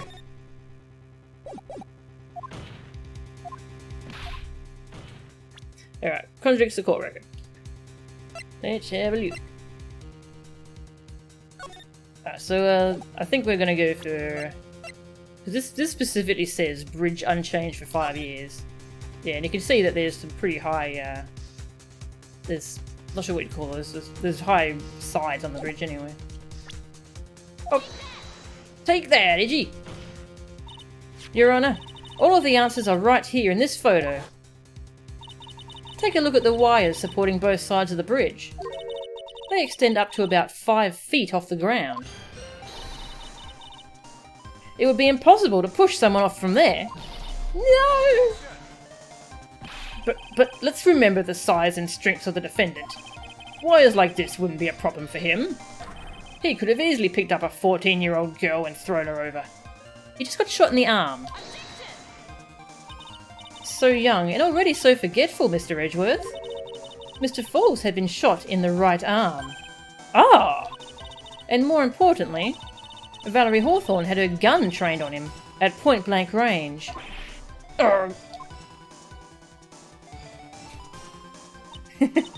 So, Mr. Falls throwing the witness off the bridge? That is clearly impossible. Grrr. Order! Order! What is the meaning of this? Yeah, that was a pretty good sick burn against Edgeworth by Mia, wasn't it? Yeah, my hair's in a bad spot now. There we go. No worries, panicking. Order, order! What is the meaning of this? Dahlia Hawthorne, you jumped into the Eagle River intentionally. What? What is this? What was that roar? What the hell was that roar? Indeed, what do you mean by such a ridiculous remark? Yes, it's ridiculous. My sister was there to help me. She had her gun in handcuffs. She could have saved me. Jumping into a raging river like that would have been suicide. Perhaps, but still, that's exactly what you did. You were probably confident that you could handle the swift current. But even more so, the witness had a much more compelling reason for jumping into the river.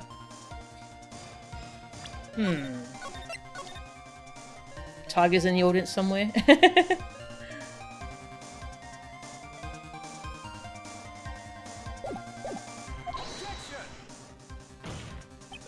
Oh, then what was it? What was so important that she'd want to jump into the river? The witness is still alive. This fact alone explains everything. This is why she risked her life by jumping into the rapids of the Eagle River. Now this part.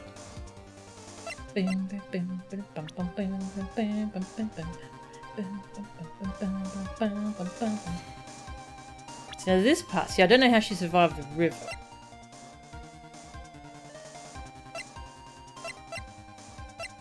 Now this part, I'm not sure.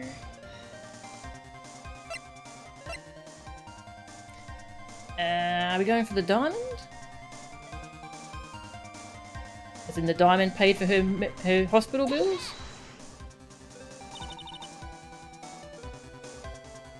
Oh, I didn't do a incorrect one, did I? Did I do an incorrect one there? I don't think I did. Let's go back.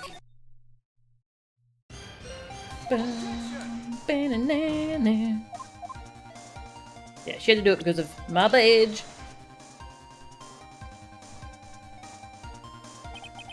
That isn't even worth her reply. Miss Faye, I hold you personally responsible for confusing the court and causing great emotional pain to the witness. I have no choice but to impose a penalty on you. Yeah, that's a big penalty, isn't it? This is an easy one, Mia. What was it she was after? Even Edgeworth must have realised it.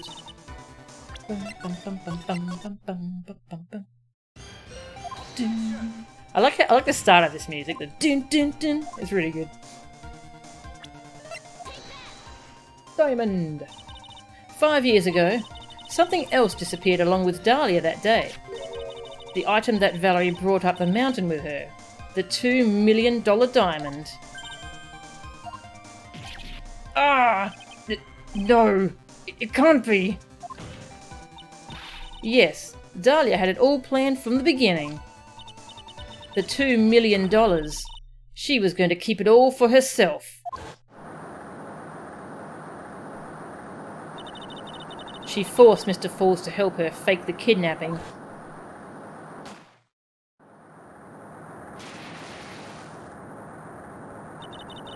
At the last minute, she betrayed him and threw herself into the river, with the ransom tucked away safely in her backpack. Why, that's simply ridiculous! Order, order! Your Honor, 5 years ago, the witness was only 14 years old. Do you really think a 14-year-old is capable of such a demonic plan? This woman is a demon. And there was one more person who helped make a demon out of her. Her sister, Valerie Hawthorne. You mean the victim was involved in the kidnapping plot as well? She survived because of her indomitable will to survive, like an anime character.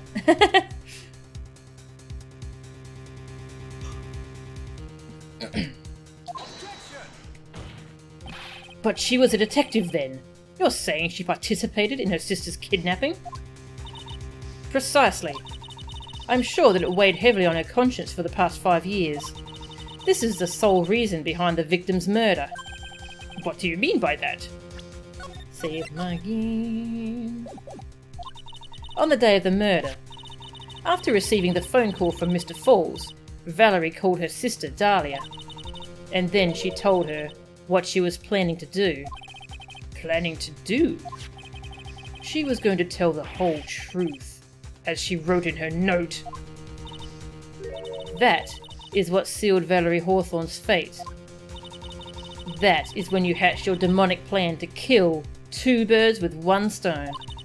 A plan that would ensure neither of your accomplices to the kidnapping would talk. And that is why you killed your sister, Valerie Hawthorne.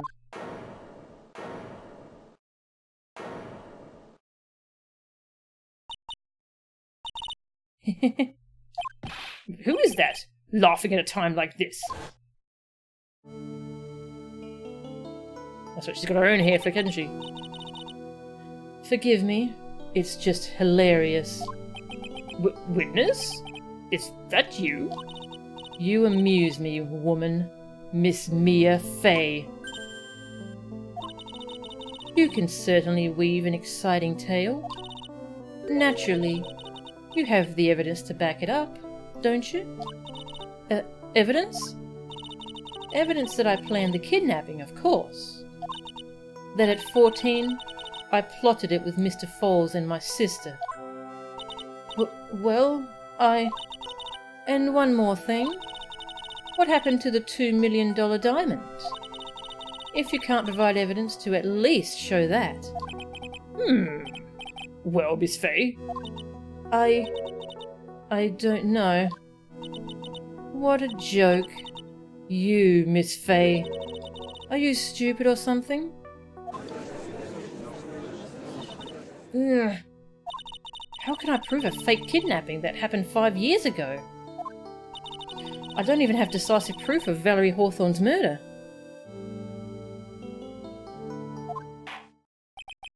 Well, it seems that we've come to the end. To be honest, the witness's behaviour does raise certain suspicions. However, I am forced to reject the assertions made by the defence. Of course you are. Is this it? Is it really over? That girl has made a fool of me and there's nothing I can do about it. Ha! Without evidence, the trial is over? Who decided that? Mr. Armando? Come on now, kitten. Haven't you figured out that you can make your own rules? For example, even if there's no evidence, there's still testimony. Testimony? On the day in question, Dahlia Hawthorne murdered her sister, Valerie Hawthorne. She hid her body in the trunk of Mr. Fall's stolen car, and then went to meet with him. Disguised as her sister, Valerie Hawthorne. That's what you think, right? Yes, that's right. In that case, there's only one answer, right? There is only one person left who can testify about Valerie Hawthorne's murder.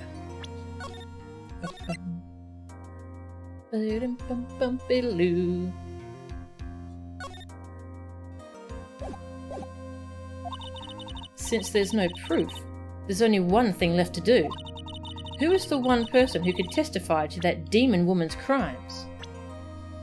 Definitely Diego. Listen up, this is your last chance. Think it over carefully one more time. Relax, Mia. This is easy.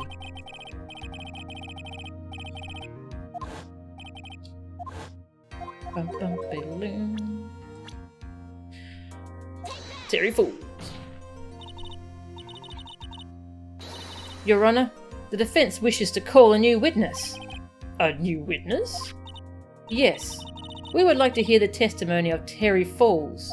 The defendant?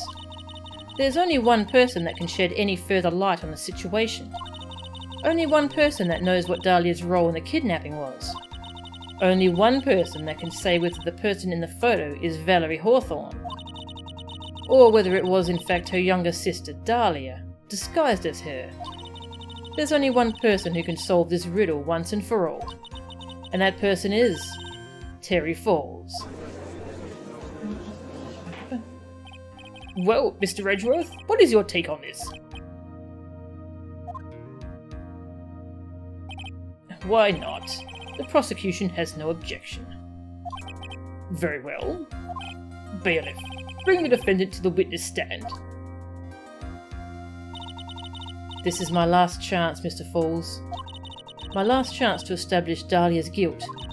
You're all I have left. Also, I just want to point out, for people watching on the YouTube VODs, the colour I chose for the thumbnail, like the thumbnail number, it's a brown colour. It's actually her hair colour. That's what I was going for.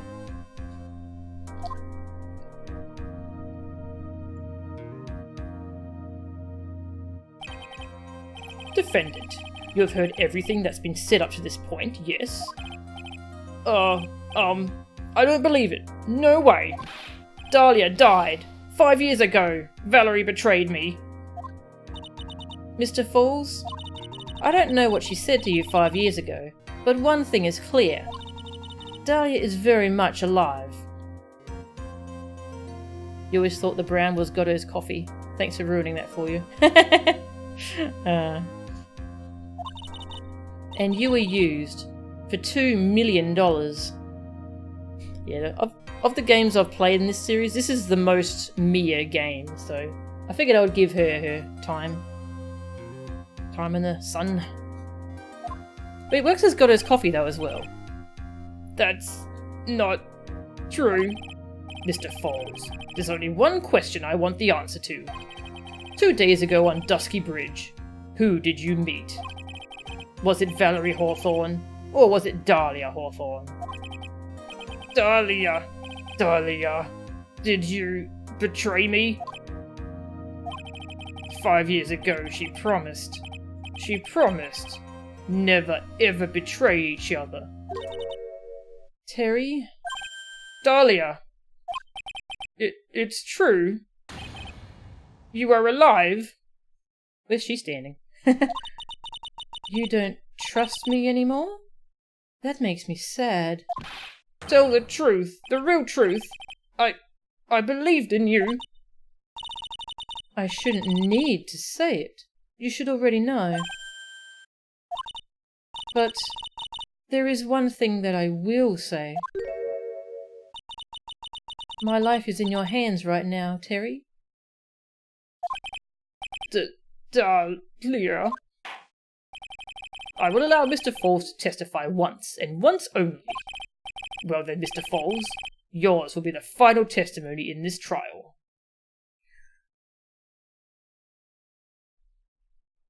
The game is about Nick and Mia, so that makes sense. Ah, good.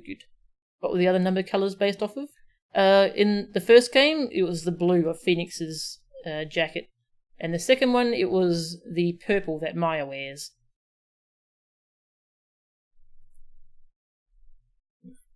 I was torn because the second game I thought about doing the blue for Francisca, and then for this game the green colour that Godo wears. But yeah, I ended up going with Maya and me instead. Anyway. Witness. Eek! I'm sorry. I apologize.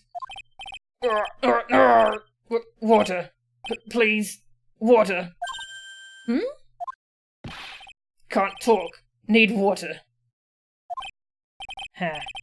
Oh well. I guess it'll have to be my coffee instead. At least it'll match the way he's probably feeling right now. Darker and bitterer than hell itself. Oh,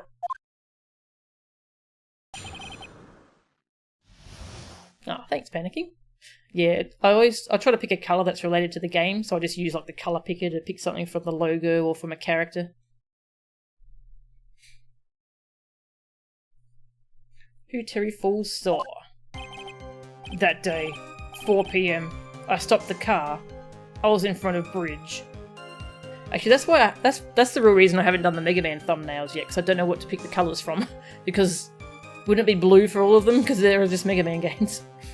Yeah. Oh. I stopped the car. I was in front of Bridge.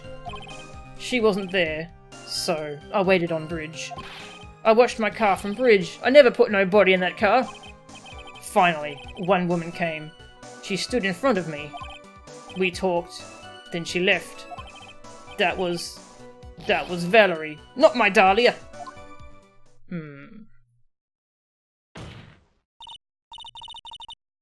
Mr. Falls, you're covering for her.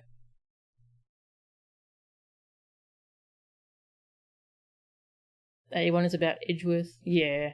Yeah, Edgeworth's colour would work too. But I figure I'll use his colour for one of his games. 2 is about the Faye family, 3 is about Nick and Mia. Yeah. It is cool seeing what each of the games are about.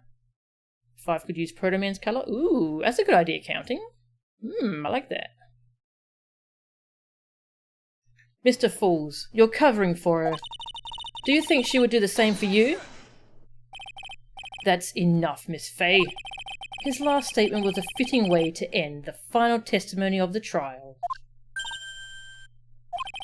Well then, Miss Faye, please proceed with your cross-examination. Is this how you want it to end, Mr. Falls?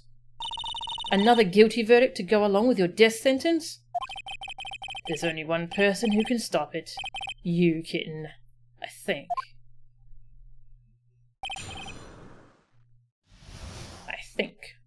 Wonder what that I think was about.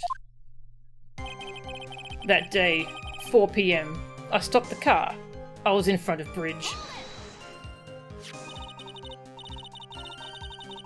According to the note, the meeting was supposed to take place at 4:30. You certainly arrived early, didn't you? It was raining. Already dark too.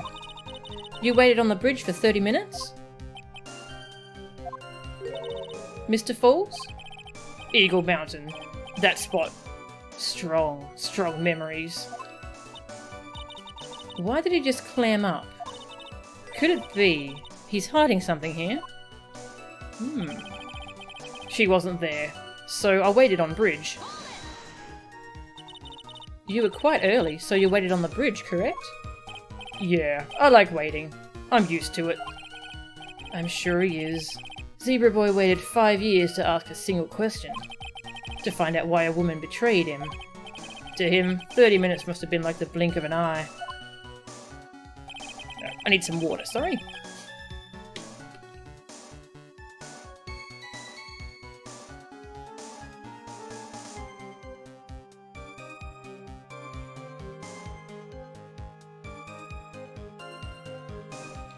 I watched my car from bridge. I never put no body in that car. You were watching the car? That bridge. Other side is broken. Nobody can come from there. So, I was watching car. Oh, what else were you expecting him to do? I suppose that's the obvious thing to do, but something's bothering me. I'm getting that feeling. A contradiction? I wonder what's on the other side of the broken bridge anyway. No one lives there. There's a small shrine up on the mountain, but that's it. Anyway, nobody came. No car, nothing. Finally, one woman came. She stood front of me. So... I need some water, but all there is coffee. Mr. Falls, think carefully now. Are you certain that it was Valerie Hawthorne? I never lie. It's the truth. It was Valerie. I remembered her face. Wait a minute. If you had remembered her face, then why did you make her wear a scarf as identification? Sorry. I told a little lie. But the woman I met, she was different from woman standing here now. She was different. It was Valerie. We talked. Then she left. What did you talk to her about anyway? Mr. Falls? Valerie told the truth about the kidnapping 5 years ago. She said someone needed to take the blame for it. That was all I could think to do. She said that. That's why she lied. Got me the death penalty. And were you satisfied with that answer, witness? Dahlia died. It was my fault. But I don't really remember. Maybe I did. Maybe I did push her in. It don't matter no more. Either way, my Dahlia, my sweet teen angel, dead. But you just saw that she isn't dead. After Valerie talked to me on bridge, and nothing left to live for. That was Valerie, not my Dahlia. How can you be so sure? It was raining at the time, and sunset that day was at 5 o'clock. It would have already been pretty dark on that mountain at 4:30. Please, Mr. Falls, this is your last chance. You've already taken the fall once for something you didn't do. That woman. It wasn't Dahlia. Stop right there. What more needs to be said? Even if it means the death penalty, even if it means taking the blame for murder, you'll still do whatever is necessary to protect her, won't you, Mr. Falls? I know it's obvious, but he's clearly lying. He's been cursed by Dahlia Hawthorne. He'll probably go to his grave still believing in her. Mr. Falls. Even if you can show he's lying, the poor guy will still be cursed. You'll still have to point out the contradiction anyway. That's the curse of being a defense lawyer, I guess. Okay.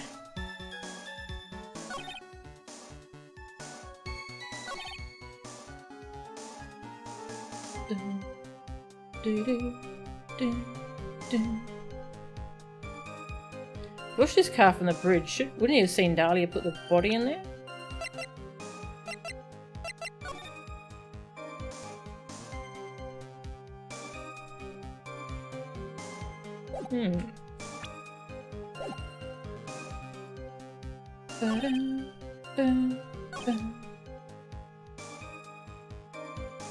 She said someone had to take the fall. So he's kind of giving up that the kidnapping was staged.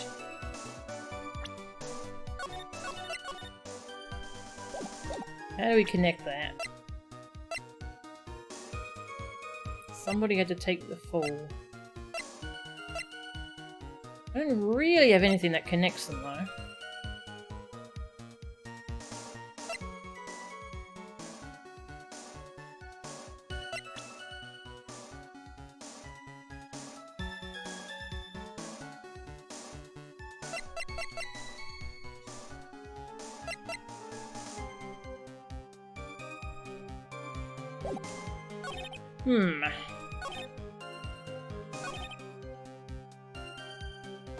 We'll just repress this one.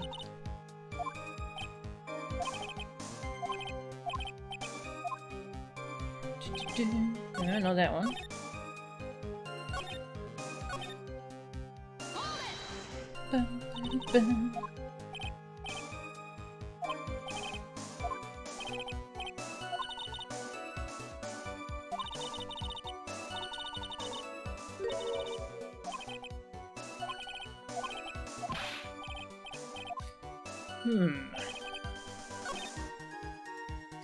So could he have seen Dahlia taking photos?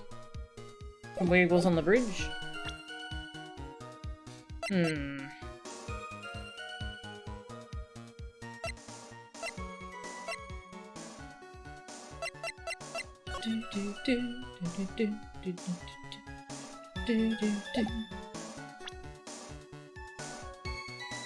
Hey, hello? Welcome.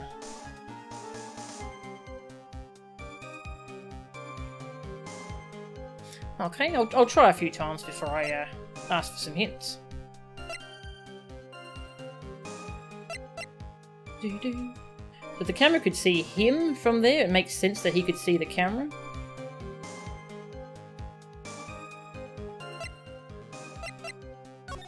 Not that one.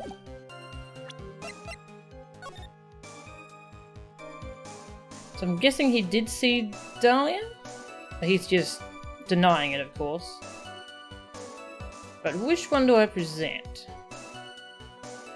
Yes, he can see the camera from here, so he would have seen her setting it up, right?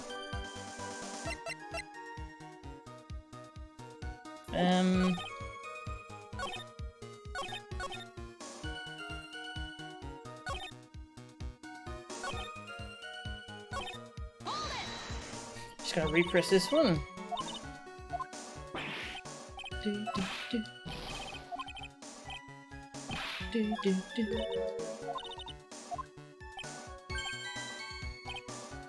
I told a little lie.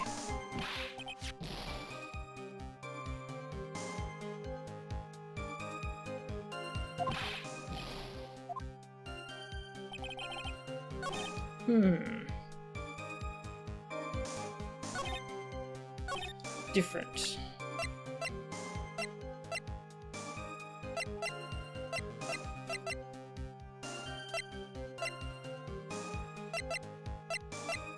So maybe she was wearing a wig or something? To try to look like her sister?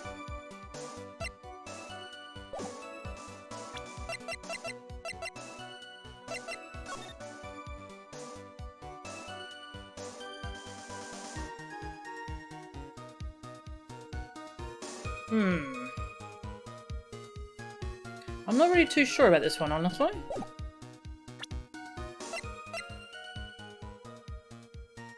Oh, hang on. Well, she's standing over there. Why is she further out on the bridge than he is? If he was on the bridge first...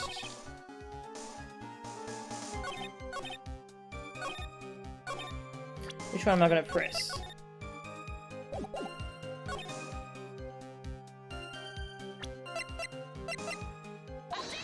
Try that one.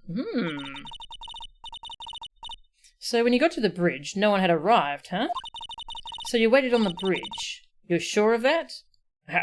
Yay. I was overthinking it. Yeah.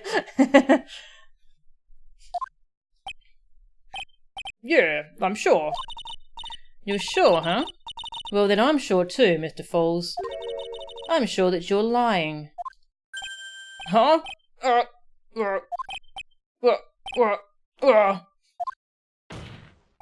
Oh, I would love to hear your rationale on this, Miss Fay.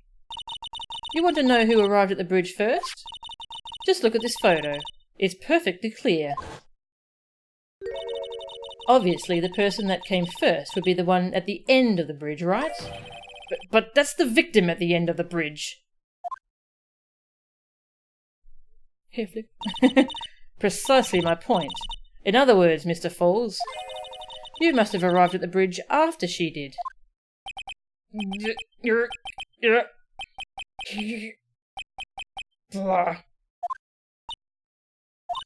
Mr. Falls? Please don't get so worked up. We just want the truth. I got there around 4 o'clock. It's true. I had somewhere to go. A special place. Did you go to this special place before you went to the bridge? Yeah. It's an old temple about 15 minutes from the bridge. He's talking very differently now. I should become a lawyer. I definitely shouldn't. I can do the Dahlia hair for... Yeah. Don't really want to, though. 5 years ago, me and Dahlia. We promised each other. So that's how she got the body in the trunk. Without him seeing. Because he left for a while. We swore we wouldn't betray each other. She brought a memento to represent our love. A memento? 5 years ago, I hid it under base of tree there. It's a special memory for me. This is it.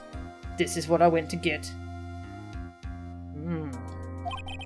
This little bottle and a necklace is your memento? It's quite charming, but it looks empty. Your Honor, you heard what my client said.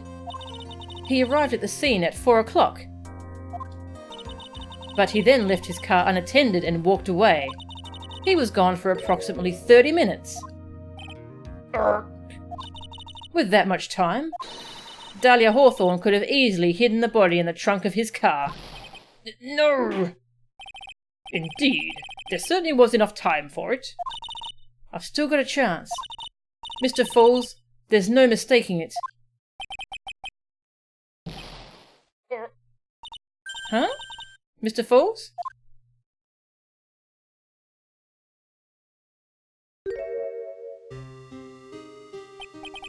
That's enough. Please. Witness? I promised her 5 years ago, if it ever happens, that we can't trust each other no more, then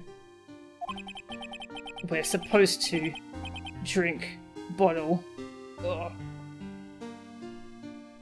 She was 14 years old when she did this.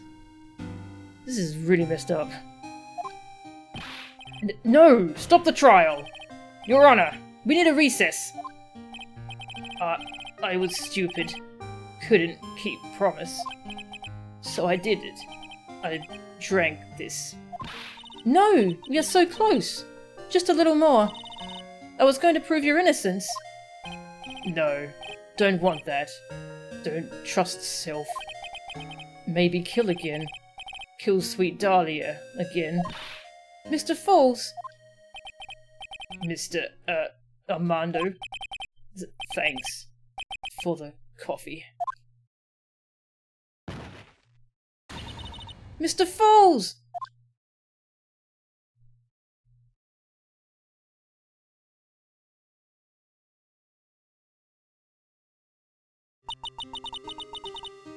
And so my first trial ended, suddenly and tragically. It ended with no winners, only losers. Wow. Yeah.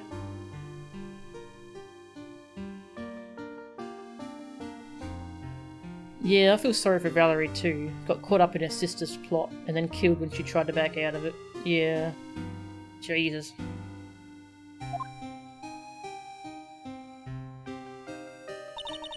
I ended up with a wound that cut so deep into my soul, I thought it'd never heal.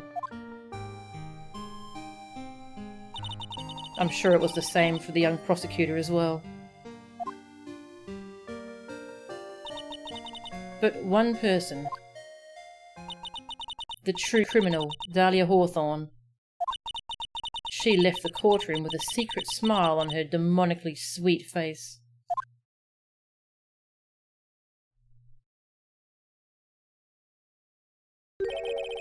Unforgivable. That witch. Mr. Armando, we were so close to the truth. It was right there in front of us. You were just a little too soft, kitten. It's my fault?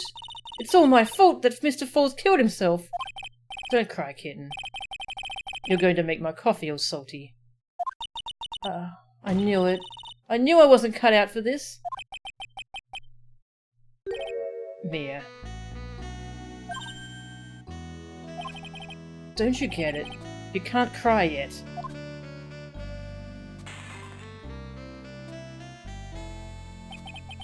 The only time a lawyer can cry is when it's all over. Mr. Armando.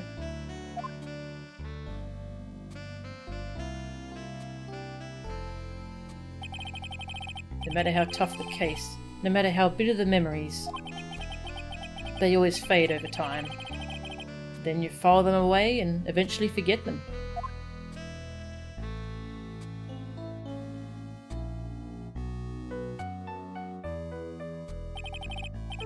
One year later, in this very same courthouse, I myself got wrapped up in that case.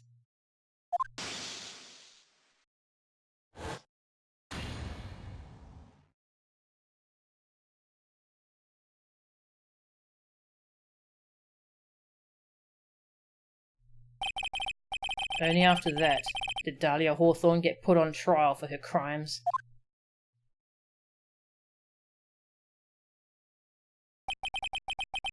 The verdict that was ultimately handed down to her was guilty, of course. Naturally, when the verdict was read, she had a perfect, angelic smile on her face. I wonder who prosecuted that. I wonder if Edgeworth got to prosecute that. It was finally all over. At least, that's what I thought at the time. Unfortunately, I couldn't have been more wrong. It's been 5 years, but now something has happened that's made me remember all this.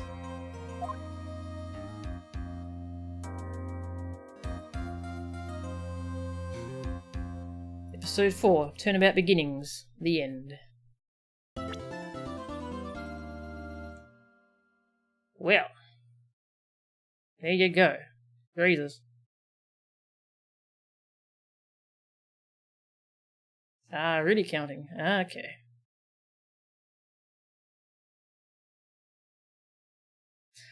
Yep, she's... Yeah, I think she's the strongest villain in this... Well, from the games I've played, I think she's the most memorable villain. I mean, Manfred von Kamm is also pretty memorable, considering how much messed up stuff he caused. But yeah, Dahlia is just... Wow. That is a heck of a case. Yeah, and case 5 is pretty amazing from what I remember. But we'll have to check that out next time. Because I've been going for 4 hours apparently. Wow. Yep, that's why I'm pretty hungry. Whew. You wish you could write even a 10th as well as these games. Yeah, that case was amazing. Jeez. So yeah, that's why Mia, she didn't go back in the courtroom for, was it about a year after that case that she finally took the second case? She took Phoenix's? Yeah, because that case was pretty traumatizing for her. That was her first case. Ooh. That was Edgeworth's first case too. Jeez. Get some KFC. Not tonight. I'm gonna have some. Have some sandwiches. Yeah, that's a hell of a good case. Alright. I'll just see who's streaming. If there's anyone to host or raid. Wash it down with some coffee. I don't like coffee. I ate your pie is still going? Oh my god. And so is Sakura. I'll raid Sakura. But I ate your pie is playing Mario Maker 2 versus mode, which is kind of hilarious. So that's another option. But yeah, I'll host Sakura, who's doing a rando of Ocarina of Time. Oh, hang on. She just finished, actually. She finished the rando, so I guess I won't host her. I'll host I Eat Your Pie after all. Alright. As you can see, they set it up so Edgeworth lost the case, but still didn't have a loss on his record. Yeah, so that keeps his perfect record intact for when Phoenix comes along. Alright, I'll see you all next time. Thank you all for watching, that was really good. That's a dang good case. So you can see why people really like this game, even after the kind of mess that 3-3 was. This case is amazing. And then the next case is pretty damn good too. So I'll see you then. See yas!